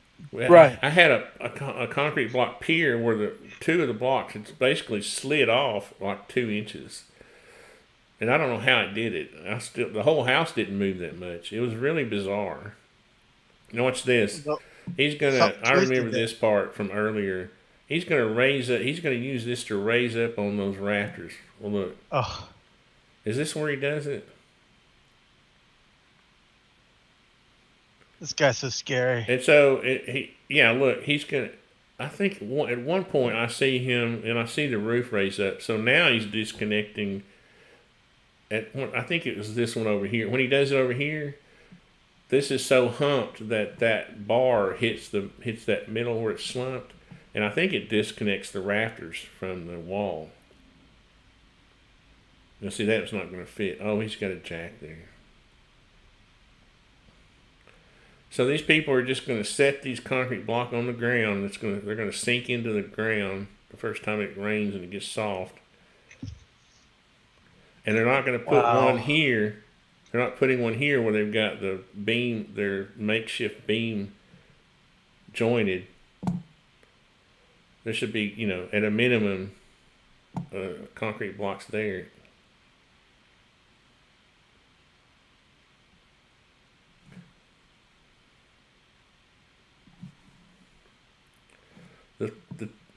The punishment's almost over. The torture's almost over. Oh, there she is. Wow. Any words? Any let's see. It started collapsing. Well, we got 3 people watching. That's okay. Ray destroyed my morning. I was going to actually do some real work this morning, but he got me on a tangent. But I don't know. There she is. It's amazing to me how little people understand about how structures work, and they don't even ask. They could just ask. I don't get it. Just people just aren't. They don't get in the building. This is where they got it formed up. See the forms. I always think about tilt-up construction when I think of this situation because of the fact that the structure. Here's all the read. You see, this wall. If you were pouring the wall in place, like when we do poured in wall, like when we form up concrete walls and we form them, to be poured vertically. Mm-hmm. This rebar doesn't have to be sized the way it is, but you'll see. Like see this one here. This one's probably where they're going to. There'll be attachment points. Wherever there's attachment points, there'll be some kind of structure running all the way through the thing.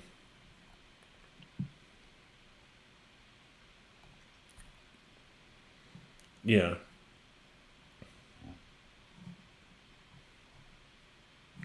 And they're awesome. And see those metal plates that you saw on the insides of some of these walls. Those will be like weld plates for the roof system. But anyway, that's my rant for Saturday morning. Did we lose Night Strike? No, I was muted the whole time. I was saying thing. It was like, why isn't he talking to me? He's ignoring me. Oh no! Why did you mute yourself? I have no idea. I was probably typing. You don't want to hear my clickety clackety keyboard. Oh, yeah. That's funny. I saw a thing the other day where this guy had developed a keyboard that made it was really loud because people missed the clickety clackety. Right? Oh no, they've got them. They've got them. They're called mechanical keyboards. Yeah, and I'm like, why we've come this far, and now we want to go back to making lots of noise when we type. Oh, it turns out the mechanical keyboards have a lower response time than the the membrane ones. So that would make me even slower than No, well, it depends on if you're a slow typer. For the Oh, I people am. that play video games or type really fast, a lower response time is better for them because they can do stuff faster instead of having to wait for it. That's the reason why they would. So people who do professional gaming or just play video It's the games, new gimmick. they get it. Did you use the word professional and gaming in the same sentence? There are people that are professional gamers. Yes, unfortunately. There's a few of them. Unfortunately, Ben says that construction is not taught. That's true. I would think I was the last generation in construction when I start over 40 years ago, 1978. I was probably the last generation where you had in non-union, okay? Because I'm not going to go down the rabbit hole of ranting about unions. Don't ask Tony about unions. It's a But, bad but idea. in the non-union world, I was probably the last generation of carpenter that had like a mentor or like a journeyman carpenter take them under their wing. And even then, it was a contractor one of the first contractors I worked for. He had 2 sons, and I don't know why, and they worked for him. And I don't know why, but he started liking me, and they would get mad at me because he would like mentor me and help me along as an apprentice. But you don't see that anymore. Now you're expected to walk on a job with your hammer and tape and nail apron and just start working. Were they not just were they not interested in the trade? Is that why he didn't pay attention to them as much? No. Well, they were older. They were like 5 years older than me, and they already had gone through that with their dad teaching them things, and they were pretty much. He was getting older, and they knew they were getting ready to take over the company, and it was a little bit of a power struggle thing. That's how I started. Was like, I just got out of high school and I just started working as a framer, or really just a laborer to begin with. And then I had to pick it up pretty much on my own. No one they didn't really want to teach you a whole lot because then once you do stuff, you'd move on. Yeah. Ben says, I teach agricultural mechanical. What is that? I cover wood but focus on welding. And yeah, that's one thing I wish I had took time. At the vocational school I went to, they had a building trades class, course. But the welding was done, it was like a separate whole thing. Because welders think they're special anyway. So they had a special class just for them. I'm kidding, but there's some kind of weird culture around welding where they're like the upper echelon for some reason. But it's one of those skills that takes a while to learn. Yeah, I took a welding class when I was in college. I can do it, and I've got videos where I've welded, but you can see how crappy it is, and you got to grind them all day. It takes practice. I just have a fabricator I use now. I'll do the drawing work and send it to him, and he fabricates stuff for us. Yeah. And it looks great.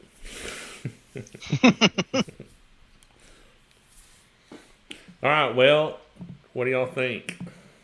I am blown away. Yeah. Hey. I am blown away, like the structural integrity of that house.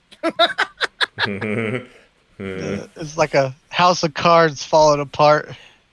No, a house of cards has more rigidity than that house.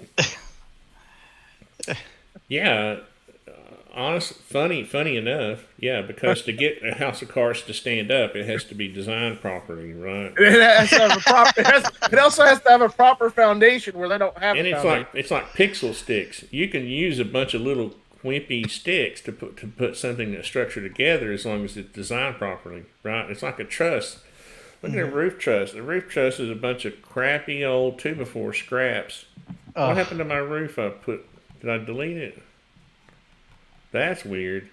But look at a roof. Oh, here it is. I thought, where did it go? Look, all these are just 2x4s, right? Mm-hmm. But you can build a truss 60 foot long, and if these webbing, the cords are designed properly, the loads will be distributed evenly all the way across the roof. And so it's a matter of, thought and planning, preparation, all that stuff I preach about all the time.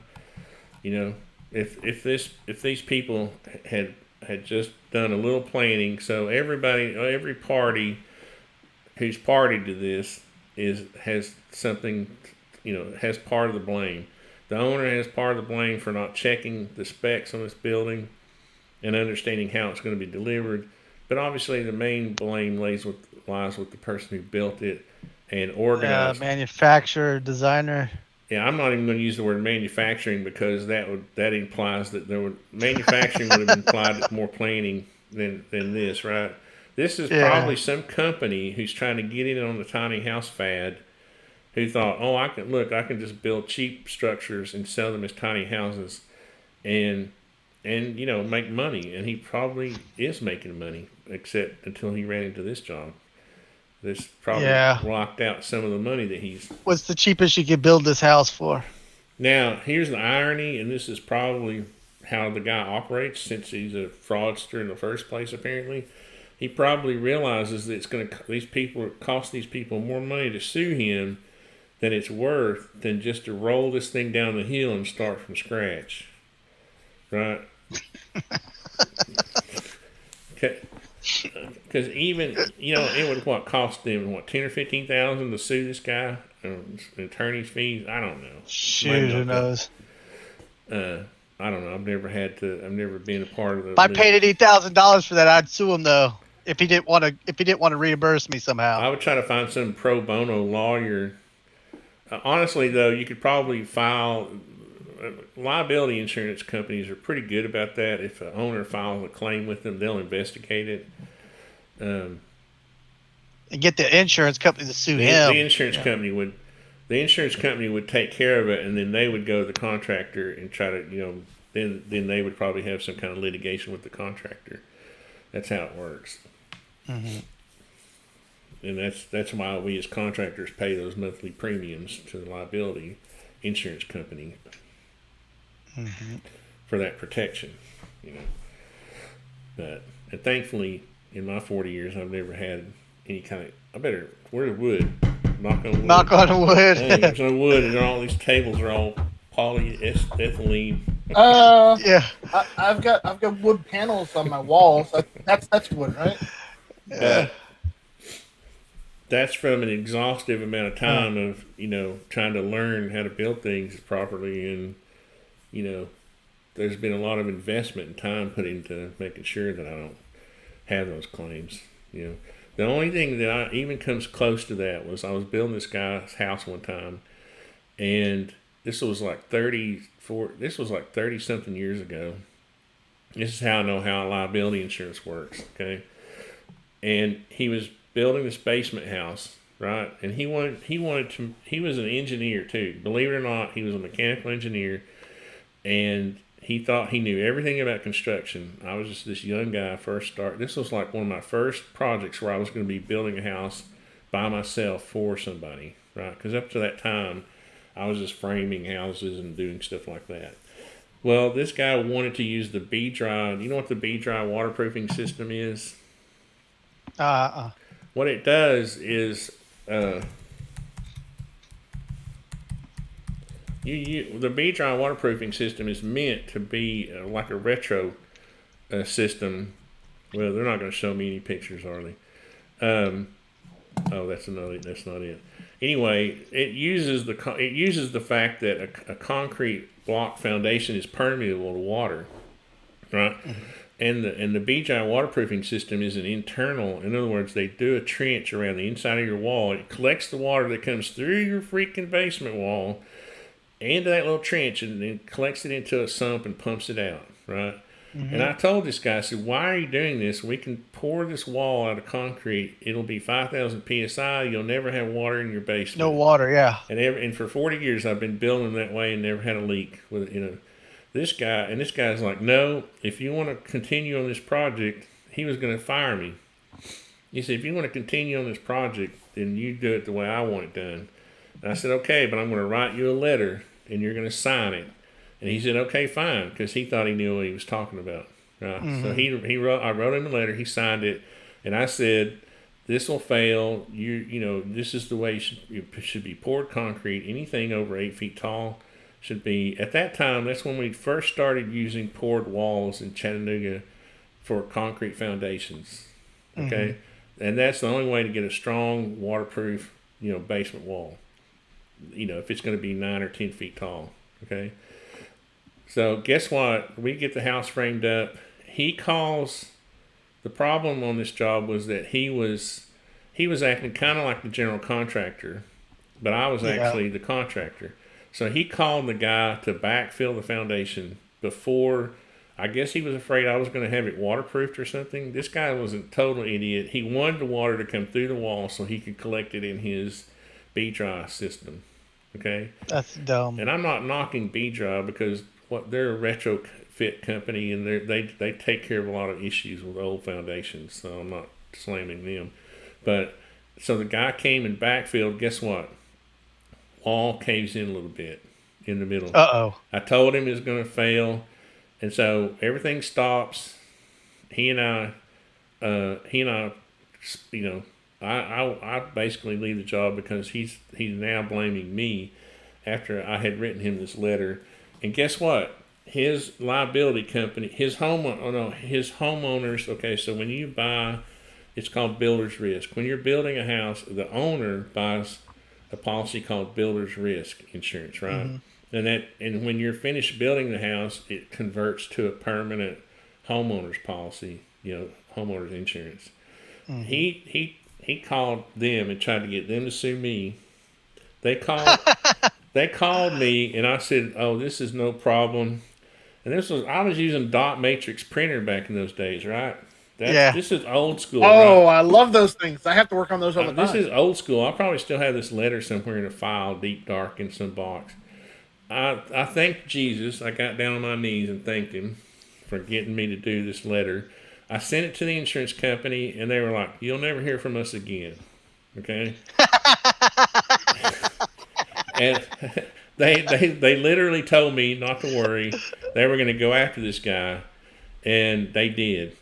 And you gave them the evidence they needed to sue him. I said, "Look," this guy now he's trying to make a claim on he's trying to scam the insurance company, right? And he didn't look at it the guy truthfully didn't look at it that way. He thought I was still at fault, even though I had told him how to do it and he was refused just wrong. to do it. And the reason he got in trouble was because he basically took over the liability of the foundation system when he signed that letter. Because that's basically what the letter said was, from this day forward, I'm not responsible for this foundation. I will frame on top of it. I will keep going, but I have nothing to do with this foundation. And the insurance, it was kind of funny in a way. It was comical. I was sweating it for like a week. Like, here I am, this brand new contractor. This is over 30 years ago. This was 19. You did the right thing. You covered yourself. Was it 1980? And implicated him. Oh yeah, and so anyway, a lot of the experiences I've been through are what lead me to believe what I believed or know today. I don't believe it. I know it from experience. So. This guy, I don't know what happened. I could probably go find this. Its house is in a subdivision called Windstone. It's the subdivision actually sits on the Tennessee-Georgia line. Half of the subdivision's in Georgia, and the other half of it's in Tennessee. That's cool. But from that day on, I said, okay, rule number one for artists in construction: we don't let owners tell us how to build things, and we never agree. Never again will I build a concrete block foundation that's a basement home. The most I will do now is a crawl space with maybe 4 or 5 courses. Never again. and you'll see that if you go look up all the houses that were built, Sounds like a smart plan. they're all poured in place concrete walls, 5,000 psi, waterproof basically. You know, the waterproofing you put on our foundation walls is basically a token effort just to humor homeowners who think the wall's going to leak when it won't. But I never will forget that. But I don't know, How thick did you say those walls were? the poured walls that failed or that we pour now? That you pour now? 10 inches. 10 inches, yeah. Yeah. Now if they go, I built this one. My last house was this one. I think I have to go to Zillow because what in the world? That didn't say Arden Avenue.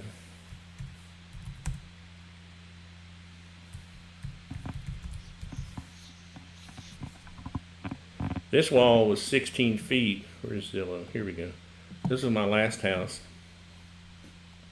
And why can't I find anything? Let's see. Did you not see the word 1605 Arden Avenue?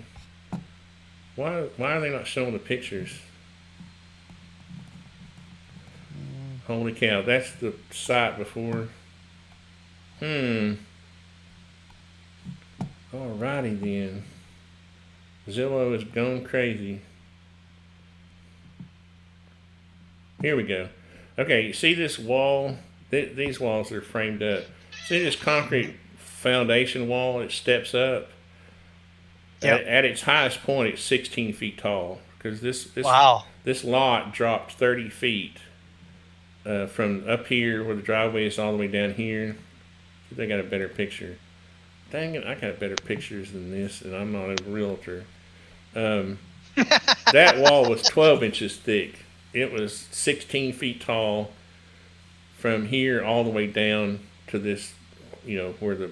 So you built this? Yeah, this is my last house. This is not the one I'm in now. This is the one I built. What's with the security style door in the front? Where's at the back? This right here, that's my shop door. Oh, okay, that's a garage or a shop. Yeah, I think I have better pictures on my... let me show you right quick. Here. Here. Let's see. Here's a better picture. This lot was really crazy, okay? So this driveway, I was glad I sold this house and moved. I built the one I'm in now. Because this is a 30-foot drop from here down to the street. And so this is my shop and office down here on this level, the basement level. The lady that bought it converted it to like a family room, all that kind of stuff. But this wall, see this juncture right here? The basement goes from here to there. Okay?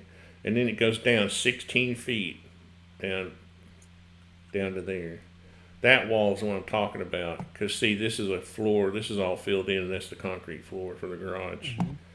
So because that wall was holding back all this dirt up here and had to support this floor, it didn't really support the floor. The floor was supported by the grade, but it was all filled in with gravel.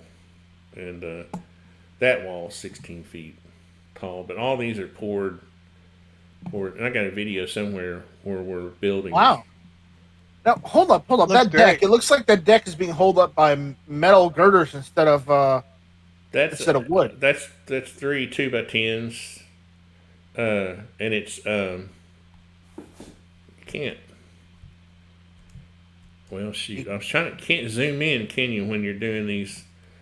No. There's my artsy-fartsy picture. Well, dang. I can't. What it is, I thought I was trying to get back. That I got this deck cantilever. I don't like it when these posts are out here on the plane of the end of the deck. I like the deck being cantilevered. Oh yeah. It's cantilevered 2 feet past that beam is back 2 feet, and it's sitting on top of those 6x6s posts. Is there a reason why you like it like that? I just don't like the post being out here on this plane, on this edge.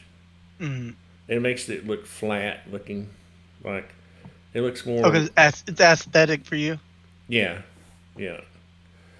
Um, Tony has to be artistic. yeah. And that other picture that realtor had, you see, you can kind of see how it's hanging out right there.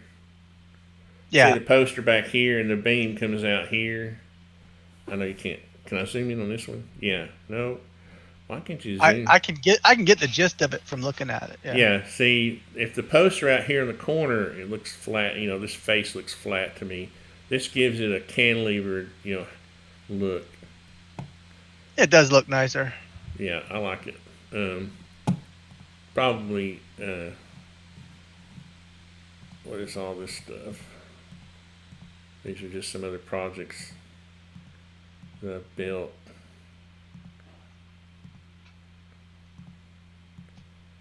Barrett the Man. This is Funky Bungalow.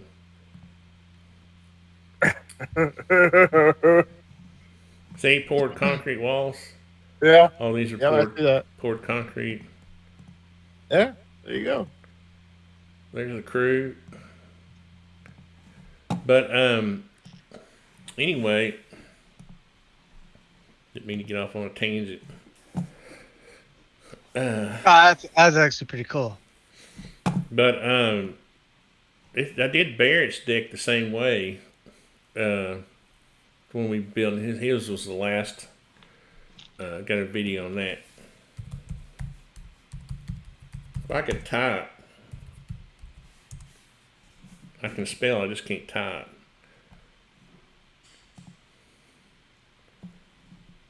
Is this one of my videos? That's funny. That's kind of like how I built it,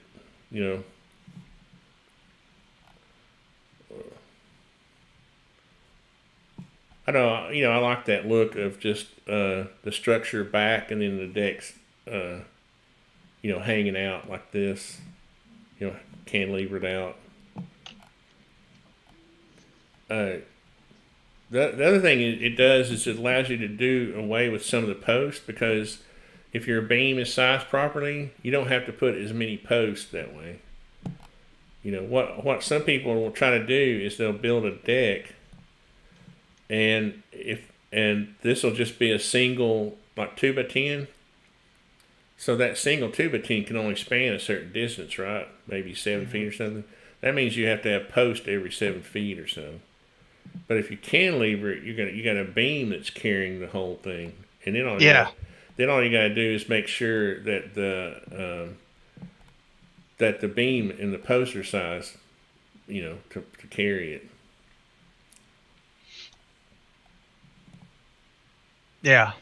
But this is funny because on a true cantilever like this, you see, now the rule on a cantilever is that these can stick out 1/3 of the length, their total length. So if this is sticking out 6 feet, it's got to be 18 feet back in the structure. Gotcha. But they have to be big enough. That's why these are so big. They have to be big enough in the first place to span that far, right? So you take you say what can span that far out, and then if it's a 12-inch log, to span this far, it has to be back in there 3 times farther than it's sticking out. But you see, but on the deck, I had we have a beam that's it's only cantilevering a couple of feet, so. You see that one thing right there on the end of that deck? Where? That one log? Yeah. Is that gonna be a problem for that person later on, or?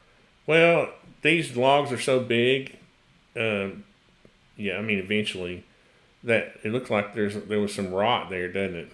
Yeah. Yeah. Rotten. Shouldn't they go and put like a metal splint or something there? They should, but they probably think it's rustic, and these logs were probably oversized in the first place. Oh, for sure. Usually when you do a full cantilever like this, you'll oversize the member because there's no real book anywhere, and nobody's going to hire a structural engineer to do just a deck. So right. So they go, instead of using a 10-inch log, I'll use a 12 or 16-inch log, right? So the part of the log that's left over it's probably still enough to carry that little cantilever. Oh, sure. You know. That's a lot of wood. Yeah, and so it's only carrying, you know, from here to here. Yeah, it's only carrying that little corner of the deck. Yeah, that one little edge isn't going to be make a whole lot of difference. It looks like it's only maybe 3.5 feet of junk there. But again, you know, there's probably 12-inch logs, maybe bigger. Yeah. I've actually built some log homes like this. Have you? Oh yeah, yeah. See, you asked me, so I thought I have to tell you, to show you now. Well, I think I have some pictures on my 40-year celebration. Yeah, right there. Here's a 1987. This is my first log home I built for a lady. I don't have any close up. Yeah, these logs are the square. They're rectangular logs. They're 6x12, and they have a double tongued groove. And that grouting. This was the first time in 1987. The first time I ever used a product called Permachink. It was an elastomeric chinking that would shrink or expand like 300%. So, wow. So after you applied it and it set up, it was like a rubber membrane, so that when these logs moved around, it would still form a seal between the logs, you know, or on the face of them. Did it work? Oh yeah. Oh, there's the article from the first Habitat house. There's me on the roof. This is the first Habitat house we built in Chattanooga. But I have another log home picture in here somewhere. Here's another log house I built. I always wanted to be a photographer, but I didn't take really good pictures back then. And of course, you know, the actual size photograph is a lot easier to read, obviously, than on here. But I took so many pictures that I have, you know, pictures of every project I've ever done. And of course, it's boring to look at them, but this was all SIP house. We did the floors, the walls, and the roof out of SIPs, structurally insulated panels. And I was trying. Man, it's good to have pictures. Yeah, I was trying to do a collage with this to show the finished house here and the framing and the interior stair. I used this newel post. They wanted a custom design on it, so I drew it in the SketchUp and turned it down on a lathe for them. Oh wow! That was like one of our first logos. Are you still there? Not Strike. Yeah, I'm still muted. Before I met you, my website was artisanoutofthebox.com. Yeah. And this was like, oh god, this is over 30 years ago. And that's like my first attempt at right, back in the 90s. Yeah, and it was me jumping out of a box, artisanoutofthebox.com. So I remember that. It's kind of funny. You were jumping out of the box instead of the cake, right? Yeah. You're trying to do the same thing, right? Yeah. So that was funny. That's pretty good. I like it. Here we are, volunteers. I kept all these old news articles from Habitat when we first started it, and but I didn't see. I wanted to be a home built. Poured concrete, baby. This is all poured in place. Am I going to use concrete block? No. Crap on that. But I wanted to build homes for myself. So there's Alex, and those are poured concrete walls. That's the funky bungalow. That's when I was building it. Oops, there's me and my sister. Why is that picture in there? That's weird. That's funny. All right, well, y'all probably bored of all that. Now, did they lift those walls the same way they did that other building? Yeah. Oh, wait a minute. You talking about? No. No, these are poured in place. Oh, those are poured in place? Yeah, and let me go back because I was going to show you something. That's a good question. See these metal forms? They've taken the forms off of this wall, but they haven't taken the forms off of this one. Right? They were stripping the forms off. For some reason, I got my finger over the camera, but see these metal forms? They're still on there. Hey, you I'm can waiting, zoom in. I'm waiting for it to catch up so I can see it. Why aren't you? What do you mean? Why aren't you looking at it? I'm watching your We video, but got a 20-second delay on what we Yeah. say to what we see. Am I not Yeah. screen sharing? no, you're not. We're on the 20-second delay from the YouTube side. Oh dang! Yeah. Oh dang! How am I? Yeah. How am I gonna get rid of that? See, I'm used to screen sharing with my customers on this meat server. I can't screen share now, and it work for y'all. No, it won't work, will it? No, You could we try. already. You can try, but Because I don't know. no, if I was recording it, I could, but since I'm live streaming, I can't. Okay. All right, so well, anyway, are you caught up yet? We're caught up. We're good. We're good. Yeah. I see. The bottom level still has the metal girders Yeah, on. you see, and so these are poured in place when you've set your metal forms up first on one side, and then you put all your rebar in there, and then you set the other side of the metal form up. Right. But what's cool about metal forms is that you get all these clips. Somewhere there was a thing. I'll have to wait till you catch up again. But oh, here's a good picture. When you catch up with the new version, where you're seeing the all the metal clips sticking out of the concrete. Mm-hmm. Tell me when you I can see them. can. Yeah, So yeah. all these little clips that are sticking out hold the forms on. Mm-hmm. Right, and there's little pins that go through it, so there's holes in them. So on my house, I leave those in on like the garages and stuff, and you can use them to attach like shelving units to the wall. Oh, Pretty yeah. cool. They're made to be broken off after the concrete sets up. So see them all sticking out here. Mm-hmm. Now, obviously, we beat them off the wall where they're going to be shown on the outside. But all right. Well, What do you just take a hammer and snap them off? yeah, they're made to be. They have a little. They're made with a little weak point in the metal right there, and you just pop them off with a hammer. And I have to be careful. Like I have to be there when they're removing the forms because they're so used to popping them off that I have to say stop. Don't do that. Don't do it. But you can run a piece of rebar through those holes and create and hang shelves off of them. It's pretty cool. That's cool. All right. Well, I have to go do some real work and make some money today. So Good luck.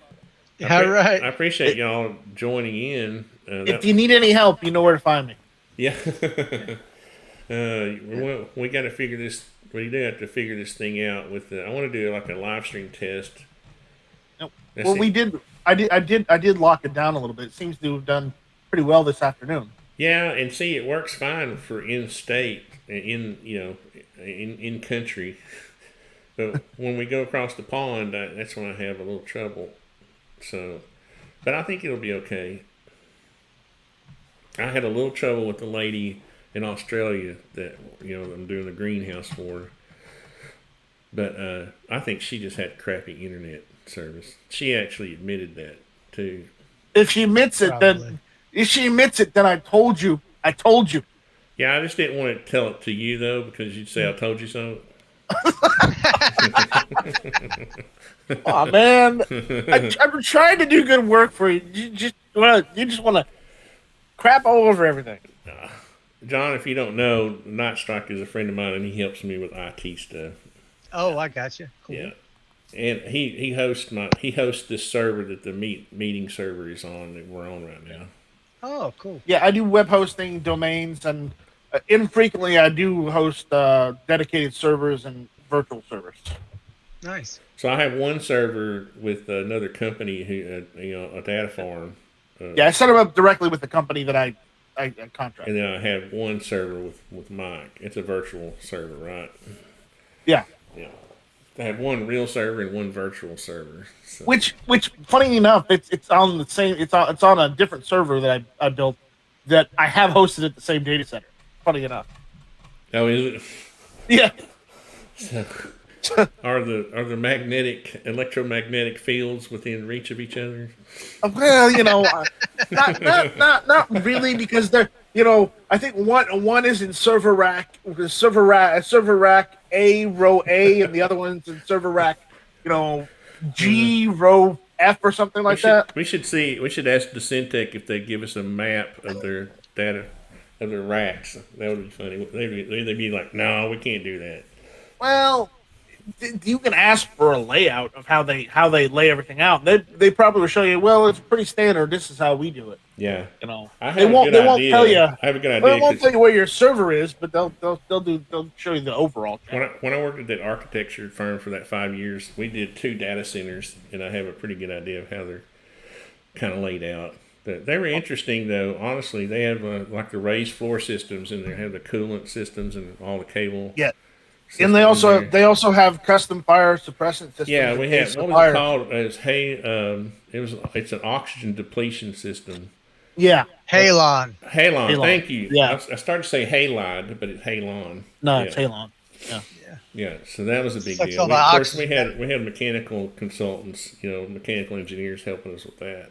Yeah. And so I would do the base drawings, and I would send those base drawings to all the consultants, electrical. And the electrical contract, electrical engineers would kind of go crazy on those jobs, but because the owner wanted to see all the, conduit runs and everything. It's funny. Oh, our one of the viewers out there, Ben saying he teaches the ag mech. He says I cover wood but focus on welding and mech. Yeah, I saw that earlier. That's what got me off on the vocational thing. Yeah, the vocational rant. I know how to weld. I've got a welder. I took it in high school. Did any of the stuff I learned in high school help? It's helped a little bit, but I haven't done it in 10 or 20 years. So getting that welder and starting to weld again. Oh man, I've made a couple mistakes, but I haven't burned the house down yet, so I'm good.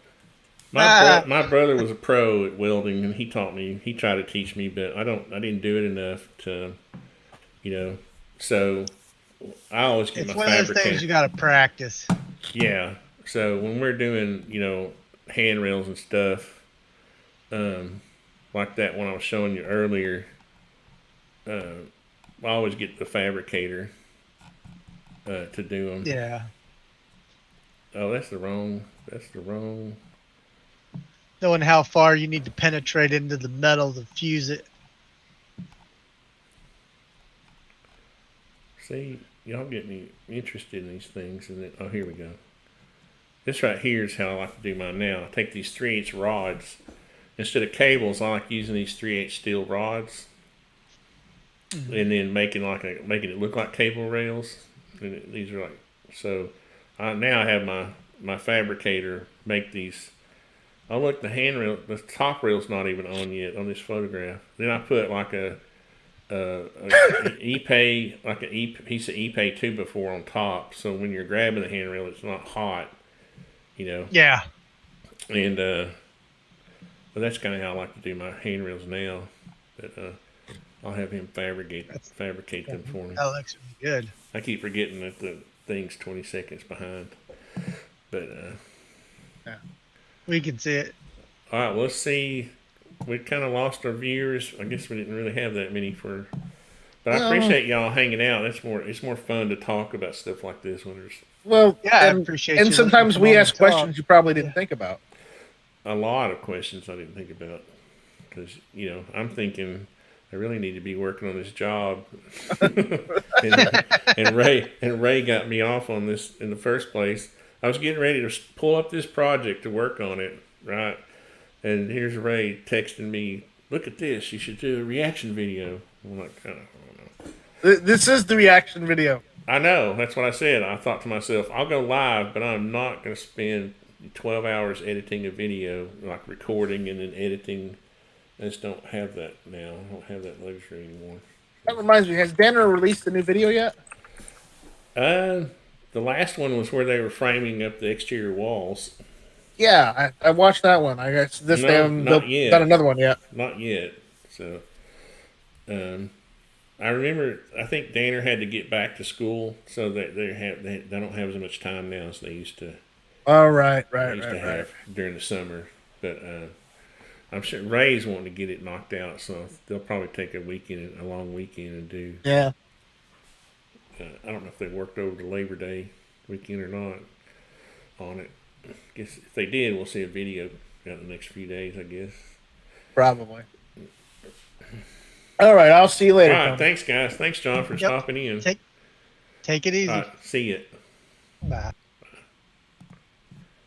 And thanks, Ben, and everybody else who watched, who is not on a delay. I keep forgetting that the people in the Hangout don't see the video as quickly as the guys in the chat do. So, but anyway, thanks for hanging out, and we'll see you next time.